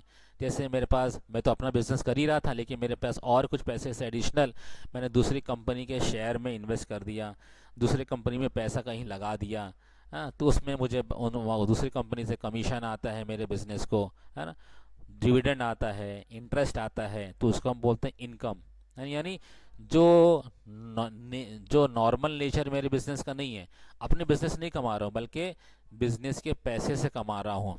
जैसे बैंक करती है, हाँ, हमसे डिपॉजिट लेते, हमसे हमारा पैसा बैंक में रखा होता है, तो वो पब्लिक का पैसा मार्केट में लगाती है और उससे पैसे कमाती है, उससे पैसे कमा के हमको वो कस्टमर यानी इंटरेस्ट देती है ना। तो बिजनेस का पैसा हम हमारे पास ज़्यादा है तो हम दूसरे बिजनेस में लगा रहे हैं, तो दूसरे बिजनेस में दूसरे बिजनेस का पैसा हमारे बिजनेस में आएगा, इंटरेस्ट की शक्ल में, डिविडेंड की शक्ल में और कमीशन की शक्ल में, उसको बोलते हैं हम इनकम। फिर रेवेन्यू, रेवेन्यू क्या है, रेवेन्यू से बोलते हैं जो हम बिजनेस करते हैं, जो बिजनेस करने के जो हम डीलिंग करते हैं उससे हमने प्रॉफिट, जैसा हमने सेल किया, परचेज किया, सेल किया, परचेज किया, सेल किया, परचेज किया, उससे हम जो इनकम कमा रहे हैं उसको बोलते हैं रेवेन्यू। अब इस दोनों में कंफ्यूज नहीं होना। रेवेन्यू किसे कहते हैं, जो अब हम अपने खुद के बिजनेस में यानी नॉर्मल बिजनेस की एक्टिविटी से हम जो पैसे कमा रहे हैं, या हमने अपना गुड्स बेचा, गुड्स खरीदा, गुड्स बेचा, गुड्स खरीदा अपने बिजनेस में, उससे हम जो प्रॉफिट कमा रहे हैं, या तो सर्विस दे रहे हैं अपने कस्टमर को, उससे हम जो पैसे कमा रहे हैं उसको बोलते हैं रेवेन्यू। और इनकम, इनकम उसे कहते हैं जो मैं अपने बिजनेस में कोई यानी कोई ट्रांजैक्शन नहीं कर रहा हूँ, बल्कि मैंने अपना एडिशनल पैसा जो है बिजनेस का दूसरे कंपनी में लगा दिया, इन्वेस्ट किया, तो मुझे दूसरी कंपनी से पैसा मुझे आ रहा है। ठीक है, आगे हमारा और क्लियर होगा, हाँ, इसको ज़्यादा टेंशन मत लीजिए आप लोग। आगे देखते हैं, आगे अब असेट, लाइबिलिटीज़, नेटवर्थ। अभी एसेट लाइबिलिटी जो हम पहले देखा, फिर वही चीज़ आई है, हम देखते हैं, खाली इक्वेशन में खाली समझाया है। एसेट क्या होता है, अ फिजिकल थिंग और thing owned that has a monetary value is called an asset. यानी फिजिकल थिंग, और राइट ओन यानी ये ओनरशिप पर है। जैसे फिजिकल मतलब ये बिल्डिंग प्रॉपर्टी है, तो बिल्डिंग मेरी बिल्डिंग का ओनर मैं हूँ, प्रोप्राइटर है, और उसकी ये मॉनिटर वैल्यू जैसे 20 लाख है, 20 लाख की बिल्डिंग है, या 20 लाख की ऑफिस है, या वो ऑफिस की ओनरशिप मेरे पास है यानी प्रोप्राइटर के पास है, और उसकी कीमत होनी चाहिए। 20 लाख हो, 30 लाख हो, 50 लाख हो, 100 जितनी कीमत उसकी होनी चाहिए, उसको हम क्या बोलते हैं, असेट।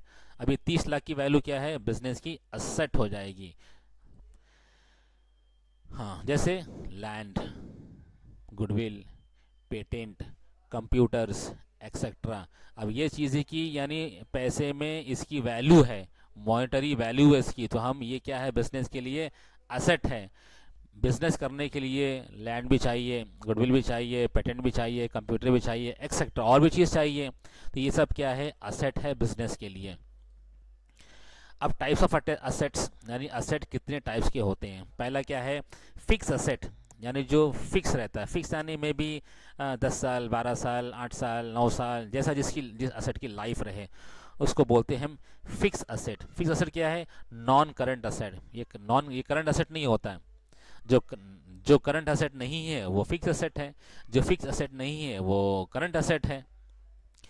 तो हमने पहले भी डिस्कस किया, फिक्स असेट में खर्चे जो होते हैं वो बार बार नहीं होते हैं।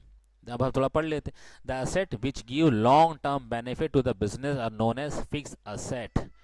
यानी लॉन्ग टर्म बेनिफिट अगर हमने खरीदा, जैसे हमने खरीदा लैंड एंड बिल्डिंग, हमने खरीदा प्लांट एंड मशीन, हमने खरीदा गुडविल हमारी जो बन गई है मार्केट में, है ना, ये सब क्या है, हमारे लॉन्ग टर्म बेनिफिट करेगी। मे बी 8 साल, 10 साल, 12 साल, 15 साल का बेनिफिट हमारे बिजनेस को होगा। और क्या है, this asset may be tangible और इनटेंजिबल। हमने पहले डिस्कस किया टेंजिबल क्या होता है और इनटेंजिबल क्या होता है। टेंजिबल क्या किसको बोलते हैं, जो असेट को हम देख सकते हैं, हम छू सकते हैं, हम महसूस कर सकते हैं, उसको बोलते हैं टेंजिबल असेट। और इनटेंजिबल किसे कहते हैं, जिसको हम देख नहीं सकते, जिसको हम छू नहीं सकते, सिर्फ एहसास कर सकते हैं, महसूस कर सकते हैं, फील कर सकते हैं, उसको बोलते हैं हम इनटेंजिबल एसेट। जैसे गुडविल हो गया, पेटेंट हो गया, कॉपीराइट हो गया, एक्सेट्रा। फिर हम देखें करंट असेट क्या है। करंट असेट क्या है, वो खर्चे जो हर साल होते रहते हैं ऑपरेटिंग ईयर में। जैसे asset which are held in the business for the operating year and can be converted into cash very easily is called current asset। current asset उसे कहते हैं जो कि हर साल, हर ईयर, हर साल में वो होता रहता है, और वो चीज़ जो फौरन कैश में कन्वर्ट हो जावे, उसको हम बोलते हैं करंट असेट। ये ज़रूरी है, बी कन्वर्टेड इनटू कैश।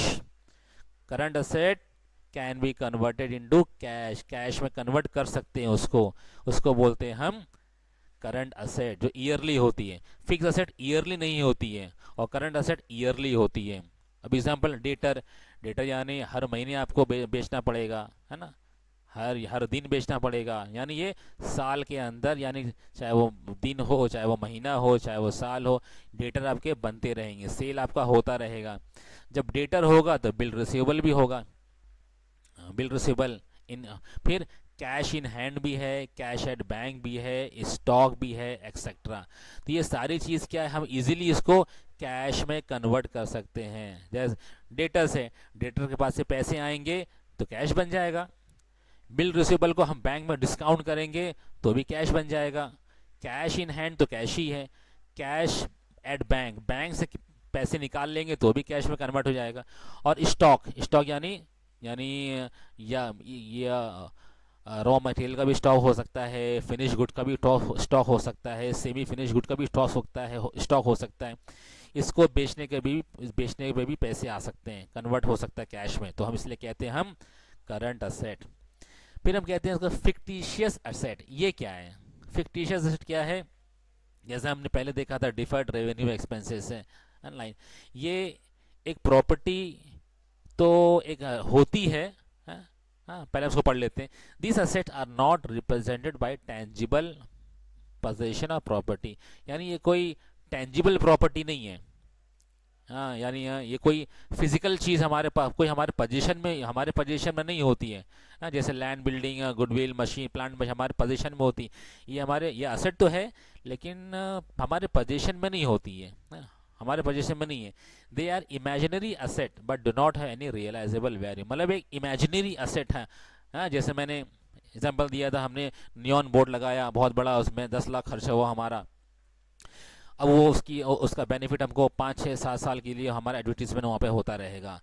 तो एडवर्टीजमेंट होता रहेगा तो बिज़नेस का फ़ायदा है। तो इसलिए जो चीज़ बिज़नेस को फ़ायदा पहुँचाती है वह 4 5 6 7 साल की, उसको हम असेट बोलते हैं। लेकिन ये हमारे पोजीशन में नहीं है, हमने पोजीशन में नहीं है, और इसका बेनिफिट तो है 4 5 साल के लिए होता है। एग्जाम्पल क्या है? Deferred revenue expenditure like advertisement paid for 4 year. अब हमने एक बार खर्च कर दिया, है ना, अब वो 4 साल तक वो चलता रहेगा, उसका फ़ायदा बिजनेस को होता रहेगा। इसके लिए हमारा, इसको क्या बोलते हैं हम? फिक्टिशियस असेट या मिसलिनियस असेट, दोनों बोलते हैं हम। फिर उसके बाद हम देखते हैं लायबिलिटी क्या है। हमने असेट देखा, अब लायबिलिटी क्या है। लायबिलिटी यानी हमने पहले डिस्कस किया था, लायबिलिटी यानी वो चीज़ जो हमने बाहर से पैसे लिए थे अपने बिजनेस को चलाने के लिए, अब बाहर वाले को पैसे लौटाने हैं। या किसी ने हमको सर्विस दिया, हमने उसके पैसे नहीं दिए, देने बाकी हैं, उसको हम सब बोलते हैं liability. Amount payable by the business to others is known as liability. किस दूसरे को पैसा देना है, इसको क्या बोलते हैं? लायबिलिटी। इट इज़ अ डेप्थ और amount due from the business to other for the benefit received by the business unit. Business ने कोई चीज़ बेनिफिट रिसीव किया है, किसी की सर्विस ली, किसी से हमने माल खरीदा, हाँ, तो वो पैसे को वापस लौटाना है।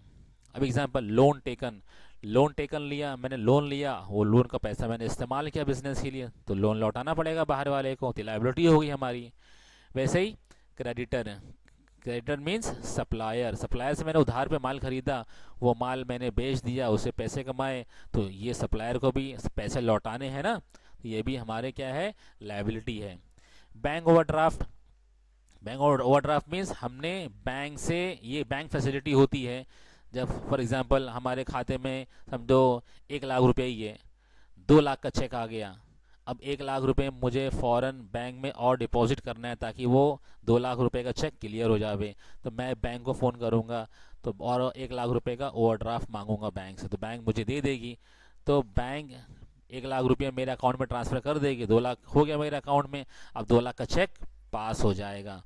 तो ये 1 लाख मैंने बैंक से कर्ज लिए थे, लोन लिए थे। ओवरड्राफ्ट मीन्स क्या है? It's nothing but a loan. हमने जब पैसे लिए तो लौटाना भी पड़ेगा। फिर वैसे आउटस्टैंडिंग एक्सपेंसेस, यानी वो खर्चे हो चुके हैं लेकिन मैंने दिए नहीं हैं।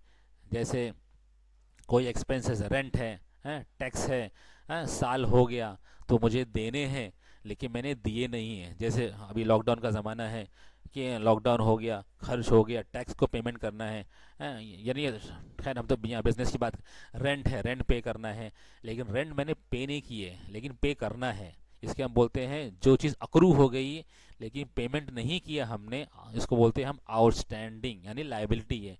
इन सब को पैसा लौटाना है बिजनेस को, इसलिए हम इसको बोलते हैं लायबिलिटीज। अब टाइप्स ऑफ लायबिलिटी, यानी कितने टाइप की लायबिलिटीज होती है। पहला क्या है? Fix liability. अब फिक्स लायबिलिटी क्या होती है? यानी ये वन टाइम हम किसी से लोन ले लेते हैं। जैसे one of the major source of fund in the business is a fixed liability.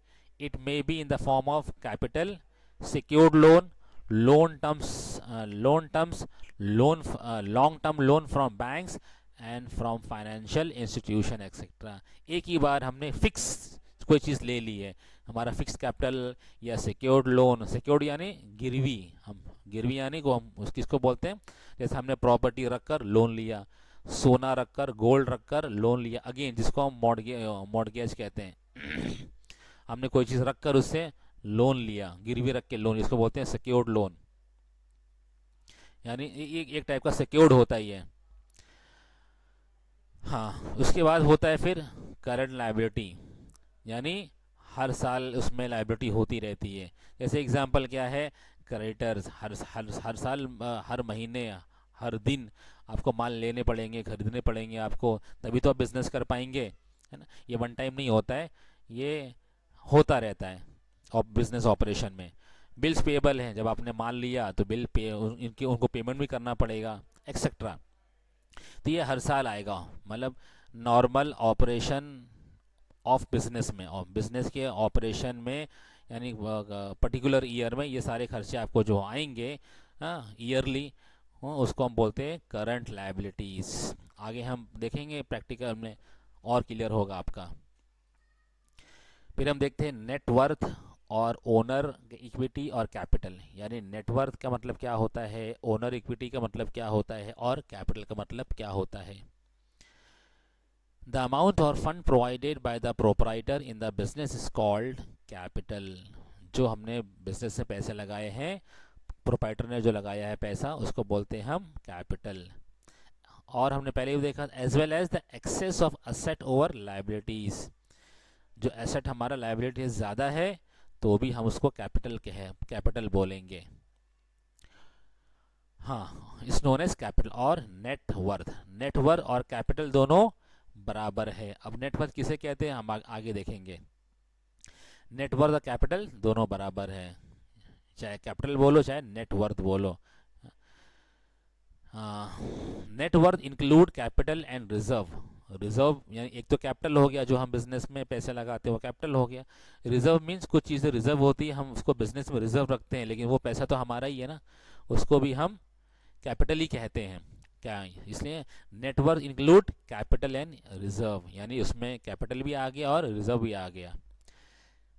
Capital can be in the form of cash और इन काइन, यानी उसमें कैश भी हो सकता है और काइन भी हो सकता है। काइन यानी नॉन कैश, जैसे 10 लाख रुपीज़ है मेरे पास, तो 10 लाख मेरा कैपिटल हो गई। और मेरे पास एक गाड़ी है, वो 15 लाख की है, तो 15 लाख भी मेरे पास कैपिटल हो गया, जो मैंने बिजनेस में लगाया। मतलब गाड़ी को मैंने दे दिया, बिजनेस में इस्तेमाल हो रही है, और मतलब 15 लाख की गाड़ी और 10 लाख रुपए, ये दोनों मेरा हो गया कैपिटल। अब ये कुछ इक्वेशन में बताया है, net worth is equal to owners equity और द कैपिटल, यानी ये तीनों बराबर है। नेटवर्थ बराबर है ओनर्स कैपिटल और कैपिटल। नेटवर्थ, ओनर्स इक्विटी और कैपिटल, तीनों मतलब बराबर है, सेम टू सेम इक्वल है। और यह ओनर्स कैपिटल, टोटल एसेट, और क्रेडिटर्स मतलब लाइबिलिटी। अब ये समझ लो, ओनर्स की इक्विटी को क्या कहते हैं, कैपिटल कहते हैं। टोटल इक्विटी यानी हो ये असेट हमारा हो गया, और क्रेडिटर मीन्स हमारी लाइबिलिटी हो गई, है ना। मतलब ये इक्वेशन में हमको समझाया है। अब यहाँ पे कुछ एग्जांपल दिया हुआ है। एग्जांपल में क्या है, if the capital of the business is 4 lakhs and creditor is 2 lakhs, then total asset plus equal to liability plus capital. Asset क्या होगा, लाइबिलिटी प्लस कैपिटल होगा। अब हमको यानी हमको कैपिटल दिया हुआ है और क्रेडिटर मीन्स लाइबिलिटी दिया हुआ है, तो हमारी एसेट टोटल कितनी होगी, यानी 4 लाख प्लस 2 लाख, 6 लाख हमारी हो गई। देखो 6 लाख, ये कितना है, 2 लाख। 2 लाख क्या था हमारा, लाइबिलिटी था, लाइबिलिटी मीन्स क्रेडिटर। और हमारा कैपिटल कितना था, 4 लाख, ये हमारा कैपिटल था 4 लाख रुपए, इसलिए हमारी 6 लाख जो है वो ये एसेट बना। ये सब खाली समझाने के लिए दिखा रहा है, यानी फिगर के टर्म में, नंबर्स के टर्म में हमको समझना आसान होता है। ये पहला एग्जांपल था। दूसरा एग्जांपल हमको देगा,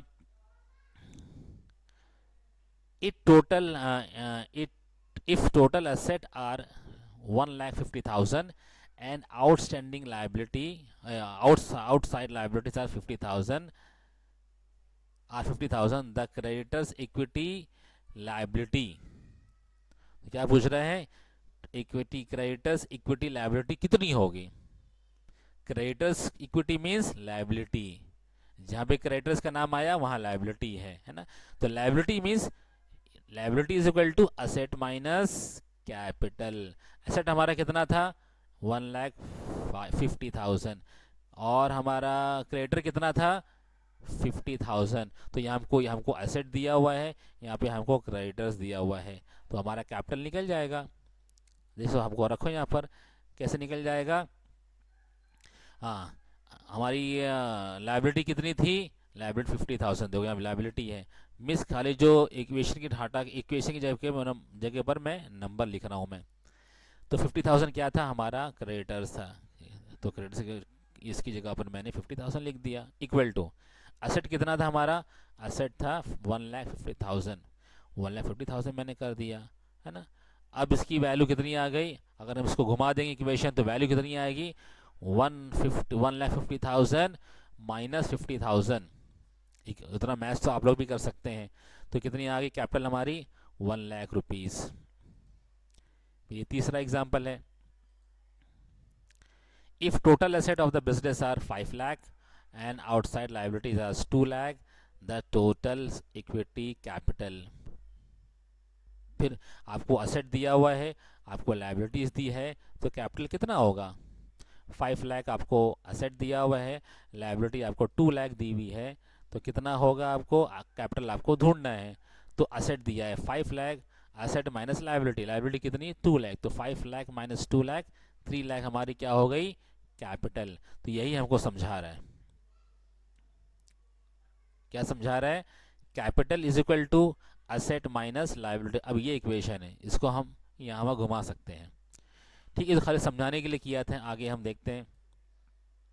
अभी क्या है, contingent liability. What is contingent liability, contingent liability ये होती है कि अब अचानक कोई लायबिलिटी हमारे सामने आ जाए, अभी तक तो नहीं आई है, अचानक कोई लायबिलिटी हमारी सामने आ जाए तो उसको हम बोलते हैं कंटिंजेंट लायबिलिटी। फॉर एग्जांपल, यानी कोई मेरा स्टाफ था, एम्प्लॉय था, उसकी सैलरी मेरे पास बाकी है, समझो 20,000 रुपीज़ सैलरी मेरे पास बाकी, मैं ओनर हूँ, मेरा बिजनेस है, मैंने उसको पैसे नहीं दिए, उसने केस कर दिया कोर्ट में, तो कोर्ट में केस चल रहा है। अगर कोर्ट यानी कोर्ट का फैसला अगर मेरे फेवर में आता है तो लायबिलिटी मेरे लिए नहीं होगी। अगर मेरे एम्प्लॉय के, जिसने केस किया है मेरे खिलाफ, जो कोर्ट में लड़ रहा है, अगर उसके फेवर में फैसला आ गया तो 20,000 मेरे लिए क्या है, कंटिंजेंट लायबिलिटी हो जाएगी। एग्जाम्पल देखो दिया हुआ है, वर्कर्स, है ना, ये तो वही जो मैं समझाया वही है, आप लोग पढ़ सकते हैं इसको। Workers may can claim for compensation ₹5,000 against the business and the decision is pending in the court. यानी वर्कर ने 5,000 रुपीज़ का कोर्ट में केस कर दिया है कि बिजनेसमैन जो है, मेरा बॉस जो है, वो 5,000 मुझे नहीं दे रहा है, कंपनसेशन मिलना चाहिए लेकिन नहीं मिल रहा है, अभी कोर्ट में पेंडिंग है। अगर कोर्ट का वर्डिक आ जाएगा, यानी कोर्ट का फैसला हो जाएगा, अगर वर्कर के खिलाफ आया तो कोई लायबिलिटी नहीं होगी, लेकिन बिजनेसमैन के या प्रोप्राइटर के खिलाफ आ गया तो 5,000 क्या है, हो गया कि कंटिंजेंट लायबिलिटी होगी। अभी फैसला मे बी 1 महीने बाद आए, 2 महीने बाद आए, 3 महीने, 1 साल, 2 साल बाद आए, तो जब भी आएगा तो अचानक कोई लायबिलिटी सामने आ जाना, उसको बोलते हैं कंटिंजेंट लायबिलिटी। फिर देखते हैं अकाउंटिंग कंसेप्ट। ये अकाउंटिंग कंसेप्ट है क्या, कन्वेंशन है, प्रिंसिपल है, यानी कंसेप्ट हमको समझ में आना चाहिए। पहला कंसेप्ट क्या है, बिजनेस एंटिटी। अब ये कहती है बिजनेस एंटिटी कि बिजनेस अलग चीज़ है, घर अलग चीज़ है, दोस्ती यारी अलग चीज़ है, फ्रेंडशिप अलग चीज़ है। बिजनेस में फ्रेंडशिप नहीं चलेगी और चलनी भी नहीं चाहिए। जैसे लोग कहते हैं भाई बिजनेस बिजनेस, और रिश्तेदारी हो या फ्रेंडशिप हो, दोस्ती हो अलग, है ना। दुकान के बाहर, बिजनेस के बाहर दोस्ती, बिजनेस में कोई दोस्ती नहीं चलेगी। तो होना भी यही चाहिए, प्रोफेशनलिज्म यही है कि बिजनेस इज ऑलवेज बिजनेस। तो अब ये क्या कहता है, this concept implies the business unit is separate and distinct from the owners, that is the person who supply capital to it. जैसे मेरा बिजनेस था, मैंने 10 लाख रुपीज़ अपने बिजनेस में डाला। मेरा बिजनेस मेरा समझो, मेरा बिजनेस जो है यानी वो इलाई ट्यूटोरियल है, मैं क्लास शुरू किया ना, एग्जाम्पल है, सर्विस एग्जाम्पल है। तो मैंने 10 लाख रुपीज़ डाला। अब जो है इलाई ट्यूटोरियल जो है वो एक बिजनेस है, मैंने 10 लाख रुपए जो है वो मैं अपने बिजनेस में डाल दिया। अब मैं ओनर वो अलग हूँ, और बिजनेस जो है इलाज ट्यूटोरियल जो है वो अलग हो गया। इसलिए इसलिए कैपिटल जो है ना, कैपिटल जो 10 लाख रुपए है, वो बिजनेस जो है यानी इलाज ट्यूटोरियल जो है वो अपने प्रोप्राइटर को, अपने मालिक को लौटाएगा पैसा, इसलिए हम उसको बोलते हैं capital. Based on the concept, accounts are prepared for the points of view to business and not from the point of view owners point of view। हम जो एंट्री करते हैं बिजनेस में, जो अकाउंट्स बनाएंगे वो बिजनेस पॉइंट ऑफ व्यू से बनाएंगे, ना कि ओनर्स पॉइंट ऑफ व्यू से। अकाउंटिंग एंट्री होगी बिजनेस पॉइंट ऑफ व्यू से, ना कि ओनर्स पॉइंट ऑफ व्यू से। अब हम देखते हैं example. Half of the building is use for business office and half of the building is used for the residence of the proprietor। यानी आधी बिल्डिंग बिजनेस ऑफिस के लिए इस्तेमाल हो रही थी, बिजनेस के लिए इस्तेमाल हो रही थी, और आधी बिल्डिंग रेसिडेंस के लिए इस्तेमाल हो रही थी। अब भाड़ा जो है बिल्डिंग का 50,000 रुपीज़ रेंट आ रहा था, हाँ रेंट था। Then only 25,000 will be deducted as drawing from the proprietors capital. अब जाहिर सी बात है ऑब्वियसली, यानी 25,000 भाड़ा, 25,000 जो है आधा बिजनेस को जाएगा, आधा घर को जाएगा। तो 50,000 जो है बिजनेस भर रहा है, तो 50,000 में से 25,000 जो है माइनस हो जाएगा ड्राइंग बोलकर। क्यों ड्राइंग बोलकर? क्योंकि 25,000 भाड़ा जो है वो रेसिडेंस ऑफ प्रोपराइटर का है, यानी घर का भाड़ा हो गया, पर्सनल भाड़ा हो गया। इसलिए हमने पहले भी डिस्कस किया था, जो पर्सनल चीज़ होगी, पर्सनल एक्सपेंस होगा, तो वो ड्राइंग कहलाएगा। और ड्राइंग जो है कैपिटल से माइनस हो जाता है, डिडक्ट हो जाता है। इसको क्या कहते हैं? बिजनेस एंटिटी ये कहती है। दूसरा मनी मेजरमेंट। मनी मेजरमेंट क्या कहता है? पहले ही कहा था, कोई भी चीज़ को मनी में कन्वर्ट कर दो। कोई जब तक मनी में कन्वर्ट नहीं करेंगे तो वो यानी वो हम उसको एंट्री नहीं कर सकते। जैसे मीडियम ऑफ एक्सचेंज क्या हो गया? मनी होना चाहिए। पैसे से खरीदना, पैसे से बेचना, पैसे से सर्विस लेना, पैसे से गुड्स बेचना, मनी मेजरमेंट होना चाहिए। एग्जाम्पल क्या कहता है? If a business has a 5 computer, 2 table, 3 chairs, the asset cannot be added to the useful information। जब तक हम खाली यही कहेंगे कि मेरे पास 5 कंप्यूटर है, 2 टेबल है, 3 कुर्सी है, इसको अकाउंट्स में डालो, तो हम नहीं डाल सकते जब तक कि हमको इसकी वैल्यू ना मिले। क्या वैल्यू? इसको हमको फिगर में एक्सप्रेस करना पड़ेगा। जैसे अभी एक्सप्रेस कर दिया किसमें? मॉनिटरी टर्म्स में। They are express in monetary terms. 1,50,000 for computers, 15,000 for tables and 2,500 for chairs। अब ये वैल्यू जो है हम एंट्री कर सकते हैं बुक्स ऑफ अकाउंट में। उसके बाद कॉस्ट कंसेप्ट। कॉस्ट कंसेप्ट क्या है? यानी हम कोई भी चीज़ की, कोई भी असेट की हम कॉस्ट वैल्यू लेंगे। जैसे हिस्टोरिकल कॉस्ट है, an asset is recorded in the books on the basis of the historical cost, this is the acquisition cost. यानी हिस्टोरिकल मानी पहले जिस पर हमने एक्वायर किया। जैसे प्लांट एंड मशीन मैंने एक्वायर किया, उसकी 8 लाख रुपये का ये एक्वायर्ड वैल्यू है, यानी एक्वायर्ड वैल्यू है, एक्विजिशन वैल्यू है, या हिस्टोरिकल कॉस्ट यानी एक्चुअल कॉस्ट उस चीज़ पे हमको लेना है, ना कि अभी क्या चल रहा है मार्केट में, वो सब छोड़ो। जिसने कि हमने ख़रीदा है, क्योंकि हमारा पैसा लगा है ना, पैसा हमारा उतना लगा हुआ है, तो हम cost value, historical value, acquisition cost उसको हम लेंगे। अब एग्जांपल से हमको जल्दी समझ में आता है। Sorry. Furniture is purchase for ₹3 lakhs and same cost has been recorded in the books. 3 lakh की फर्नीचर लिया और बुक्स में रिकॉर्ड किया 3 lakh. In case the market value goes to 1 lakh or 1,50,000, it will not be considered। अगर market value में अब ये कह रहा नहीं ये 1 लाख रुपये इसकी वैल्यू हो गई है, या 1.5 लाख रुपये इसकी वैल्यू हो गई है, तो उसको 1 लाख 1.5 लाख नहीं लेना चाहिए, क्योंकि हमारा पैसा लगा है 3 लाख रुपये। तो हम अपनी पूरे पैसे की वैल्यू को अपने बुक्स में दिखाएंगे, ठीक है। इसलिए इसे कहते हैं कॉस्ट, या हिस्टोरिकल कॉस्ट, या एक्विजिशन कॉस्ट, या एक्वायरिंग कॉस्ट। तो कॉस्ट बेसिस पर हमको चलना है, इसको बोलते हैं कॉस्ट कंसेप्ट। अब कंसिस्टेंसी कंसेप्ट क्या है? इसमें क्या है? इट शुड बी कंटिन्यूअस और consistent through out the business. ये चलना चाहिए, बीच में स्टॉप नहीं होना चाहिए। अप एंड डाउन तो होगा, लेकिन ये चलना चाहिए। चल, any policy adopted for accounting should be continuous quantity throughout the business, यानी and is not be needed generally unless and until circumstance design, यानी कोई भी पॉलिसी हमने बनाई है क्योंकि पॉलिसी से ही काम चलता है, पॉलिसी से ही बिजनेस चलेगा। तो जो हमने पॉलिसी बनाई है अब उसको थ्रू आउट द ईयर चलने दो, ऐसा नहीं है बीच में तुम उसको ब्रेक कर दो। मतलब जब तक कि हाँ अगर बहुत ज़रूरत है, सरकमस्टांस है, इन्वायरमेंट को देखकर, अब उसमें चाहे गवर्नमेंट को देखकर गवर्नमेंट की सिनेरियो है, पॉलिटिकल सिनेरियो है, तो ये सारी चीज़ को देखकर अगर हम बीच में भी मतलब पॉलिसी चेंज कर सकते हैं, लेकिन एडवाइसेबल ये है कि उसको थ्रू आउट द ईयर उसको चलने दो। इसलिए कंसिस्टेंसी होना चाहिए, कोई भी चीज़ में कंसिस्टेंसी होनी चाहिए, बीच में अप एंड डाउन नहीं होना चाहिए। अब ये एग्जांपल कहता है any company adopt fix instalment method for charging depreciation on fix asset from the beginning till the end of the estimated life of the asset. अगर किसी कंपनी ने फिक्स इंस्टॉलमेंट मेथड लिया है, किसके लिए लिया है? डेप्रिसिएशन चार्ज करने के लिए। किसके ऊपर? फिक्स असेट के ऊपर।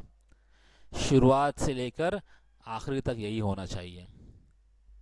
यानी कोई कंपनी ने अडॉप्ट किया है fix instalment method depreciation charge करने के लिए फिक्स असेट के ऊपर, तो वो शुरू से लेकर आखिरी तक, यानी एस्टिमेटेड लाइफ ऑफ द, जब तक असेट की लाइफ है तब तक कि वो एक ही पॉलिसी होना चाहिए, एक ही मेथड होना चाहिए। ये हम आगे प्रैक्टिकल में देखेंगे।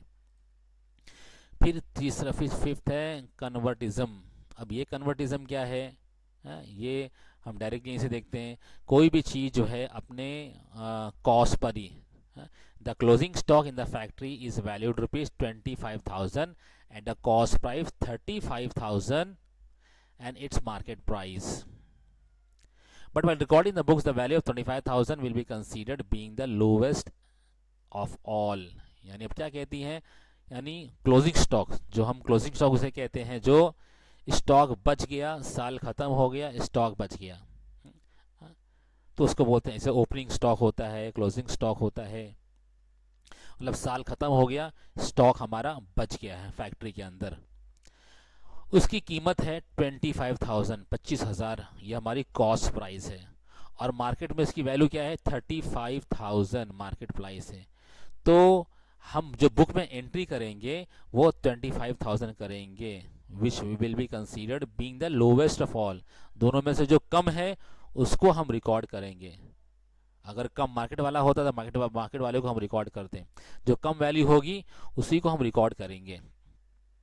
फिर है गोइंग कंसर्न। गोइंग कंसर्न ये चीज़ मतलब as a name such going यानी चलना चाहिए, चलते जाओ।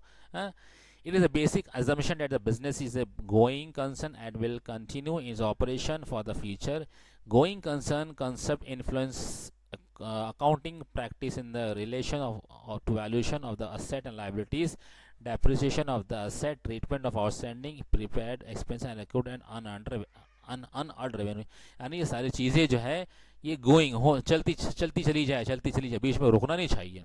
For example, asset are generally valued at historical cost, यानी कॉस्ट प्राइस, यानी एक्वायर्ड कॉस्ट जो पहले हमने देखा था।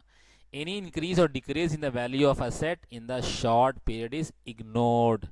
जैसा होता है कॉस्ट बढ़ती भी है, कॉस्ट घटती भी है as per the market scenario, तो उसको हम इग्नोर कर दो और हिस्टोरिकल कॉस्ट को ही लेकर चलो। इससे पहले हमने देखा था, जैसे ये भी हमने देखा था 25,000 और 35,000, तो जो अप एंड डाउन वैल्यू होती है उसको छोड़ दो, बल्कि हम हिस्टोरिकल कॉस्ट को ही लेके चलेंगे गोइंग कंसर्न में। फिर इसके बाद में रियलाइजेशन क्या कहता है? यानी कोई चीज़ को रियलाइज़ हो जावे। जैसे हमने देखा हो, कोई भी हम पेमेंट करते हैं, स्कूल की फ़ीस भरने गए या किसी का पेमेंट करने गए, टैक्स भरने गए, हम चेक से भरते हैं। तो जब चेक से भरते हैं तो हमको रिसिप्ट भी मिलेगी। तो जब रिसिप्ट मिलेगी तो उसमें लिखा रहता है कि subject to the realisation of cheque. इसका मतलब रिसिप्ट वैलिड होगी जब आपका चेक क्लियर हो जाएगा, यानी रियलाइज़ हो जाएगा, यानी हमारे खाते में पैसे आ जाएंगे, तब ये वैलिड रहेगा रिसिप्ट। उसको बोलते हैं रियलाइज़ हो जाना, पैसे आ जाना, है ना। इनकम देखते हैं, income is recorded only when it is realised. जब इनकम हम जब रियलाइज़ हो जाए तभी हम उसको क्या कहते हैं? Income. Either it is received on earned, may be अगर हमने पैसे कमाए हैं या तो हम हमारे पास एक्चुअल में रियलाइज़ हो गई, एक्चुअल में पैसे आ गए हमारे पास, कैश आ गए, हम क्या बोलते हैं, हमारी वो चीज़ जो है रियलाइज्ड हो गई, पैसे आ गए हमारे पास। Revenues are recorded only when sale are effected और the services are rendered. Revenue record होता है जब सेल आर इफेक्टेड और सर्विसेज आर, हम जब सर्विस देते हैं या सेल करते हैं तब रेवेन्यू जनरेट होता है, इसलिए दोनों में फ़र्क है, रेवेन्यू में और इनकम में। इनकम मीन्स इनकम में नगद पैसे आपके पास आ जाना, रियलाइज्ड हो जाना, उसको बोलते हैं इनकम। और रेवेन्यू में आपने कोई सेल किया, पैसे बाद में आने वाले हैं, तो उसको क्या बोलते हैं हम, revenue. Sale revenue are considered as recognised when sale are affected during the accounting period irrespective of the fact that whether cash is received or not. अब एग्जांपल में समझते हैं हम। हाँ, अब यहाँ पे थोड़ा डेट्स में थोड़ा प्रॉब्लम होगी। A company gets an order for sale of ₹1 lakh in May 2017। Date पे ध्यान रखना आप लोग। कंपनी का ऑर्डर मिला, कब मिला, मई 2017 को, कितने का, ₹1 लाख का। तो कंपनी ने प्रोसेस शुरू किया, जैसे हम अमेज़ॉन वगैरह पे फ्लिपकार्ट से परचेज़ करते हैं तो ऑर्डर जाता है पहले कंपनी में, फिर वहाँ से कंपनी अपना एक्टिविटी शुरू करती है, पैकिंग ये वो वहाँ से शुरू होती। अब यही कह रहा है, goods of only 60,000 are sold and delivered in June 2017. Cash is received ₹60,000 in September 2017. As per the principle of realization, the sale is to be recorded in June 2017. अभी कह रहा है 1 लाख का हमने, यानी किसी ने ऑर्डर दिया कंपनी को, तो और कंपनी ने डिलीवर दिया, यानी डिलीवर किया मतलब सोल्ड कर दिया, कब, जून को, 1 महीने के बाद, और सितंबर में उसको पैसे मिले, सितंबर में उसको पैसे मिले, तो हमको यानी रियलाइज़ हुआ ये पैसे, रियलाइज़ यानी हम पैसे तो मिले सितंबर में, लेकिन रियलाइज़ की डेट कब शुरू हुई, जून में। क्यों शुरू हुई, कि इस जून में हमने गुड्स को डिलीवर कर दिया। तो जब गुड्स सेल, डिलीवर मतलब सेल हो जाना, जब कोई भी गुड्स सेल हो जाती है तो वो चीज़ को हम उसको रेवेन्यू मान लेते हैं।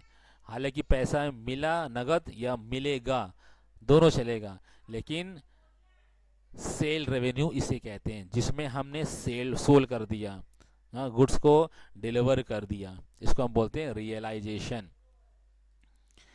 फिर होता है अक्रूवल। अक्रूवल हमने देख चुके थे, यानी वो चीज़ जो अक्रू हो जाती है लेकिन अभी तक पैसे मिले नहीं और दिए नहीं, वो अक्रू है, हमें देख चुका। फिर भी आप लोग एक बार पढ़ सकते हैं। एग्जाम्पल हम डायरेक्ट देखें। A company invested ₹1 lakh with a bank for 1 year on 1 अक्टूबर 2015, यानी 1 अक्टूबर 2015 को कंपनी ने ₹1 लाख इन्वेस्ट किया 1 साल के लिए। बैंक हैज़ टू पे ₹10% PA ऑन इस मैच्योरिटी, यानी 30 सितंबर 2016। PA means per annum. अब ये तारीख को हमने स्टार्ट किया था, इन्वेस्ट किया था, तो पर एनम कह रहा है, तो मैच्योरिटी कब होगी, 30 सितंबर, यानी 1 साल पूरा, 12 महीने के बाद कितना देगा, 10%। अब ये अक्रू हो गया है, यानी इन्वेस्ट कर दिया तो अक्रू हो गया, पैसा भी मिला नहीं है। पैसा हो सकता है, पैसा तो होता है कैलकुलेशन 1 साल का, हो सकता है 1 महीने के बाद में उसको डिवाइड करके मिल जावे, है। अक्सर होता है कि PA मीन्स बैंक जो PA, जहाँ PA आया वहाँ पे पर एनम हम एनुअली बात करते हैं, तो सब क्या बोलते हैं, अक्रूवल। पैसा मिला नहीं लेकिन मिलेगा, वैसे पैसा दिया नहीं है, देंगे। अब डुअल एस्पेक्ट। डुअल एस्पेक्ट क्या कहता है, कोई भी चीज़ के 2 एस्पेक्ट होना चाहिए। जैसे जहाँ डेबिट है वहाँ क्रेडिट है, जहाँ क्रेडिट है वहाँ डेबिट है, ऐसा नहीं लिखा भी। According to this concept every transaction or event has 2 effect, इसको बोलते हैं डाउल एस्पेक्ट, डाउल एस्पेक्ट। दो उसके इफेक्ट होना चाहिए, एक होगा डेबिट, एक होगा क्रेडिट, इसको बोलते हैं dual aspect. Example, When Akshay start a business with rupees cash 5 lakhs, Akshay ने बिजनेस शुरू किया 5 लाख रुपए डालकर। On other hand, business get cash of rupees 5 lakh.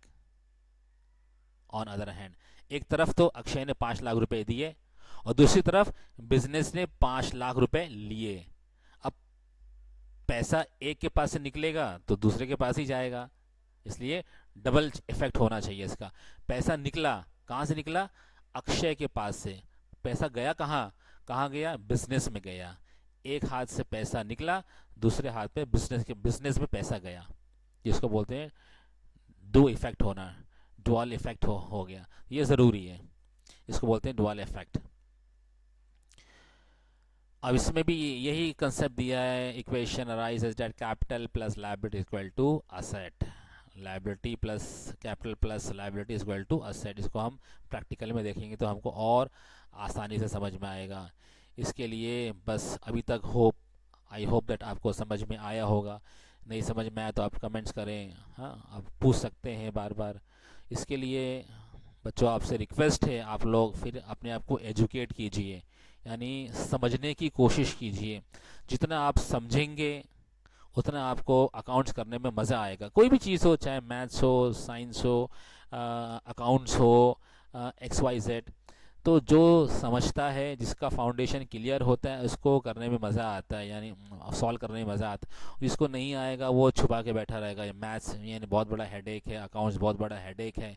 तो उसके लिए यानी हम उसको, यानी हमारा फंडा क्लियर नहीं है तो उसके हम अपने आप को एजुकेट करें, समझने की कोशिश करें। बिज़नेस हम उसको करेंगे, बिज़नेस करेंगे तो हम उसको, यानी हमारा फंडा क्लियर होगा तो हमारा समझना आसान होगा। तो उसके लिए आज बस यहीं तक के, बाद में इसको हम कंटिन्यू करेंगे नेक्स्ट टॉपिक में। Okay, bye bye, thank you.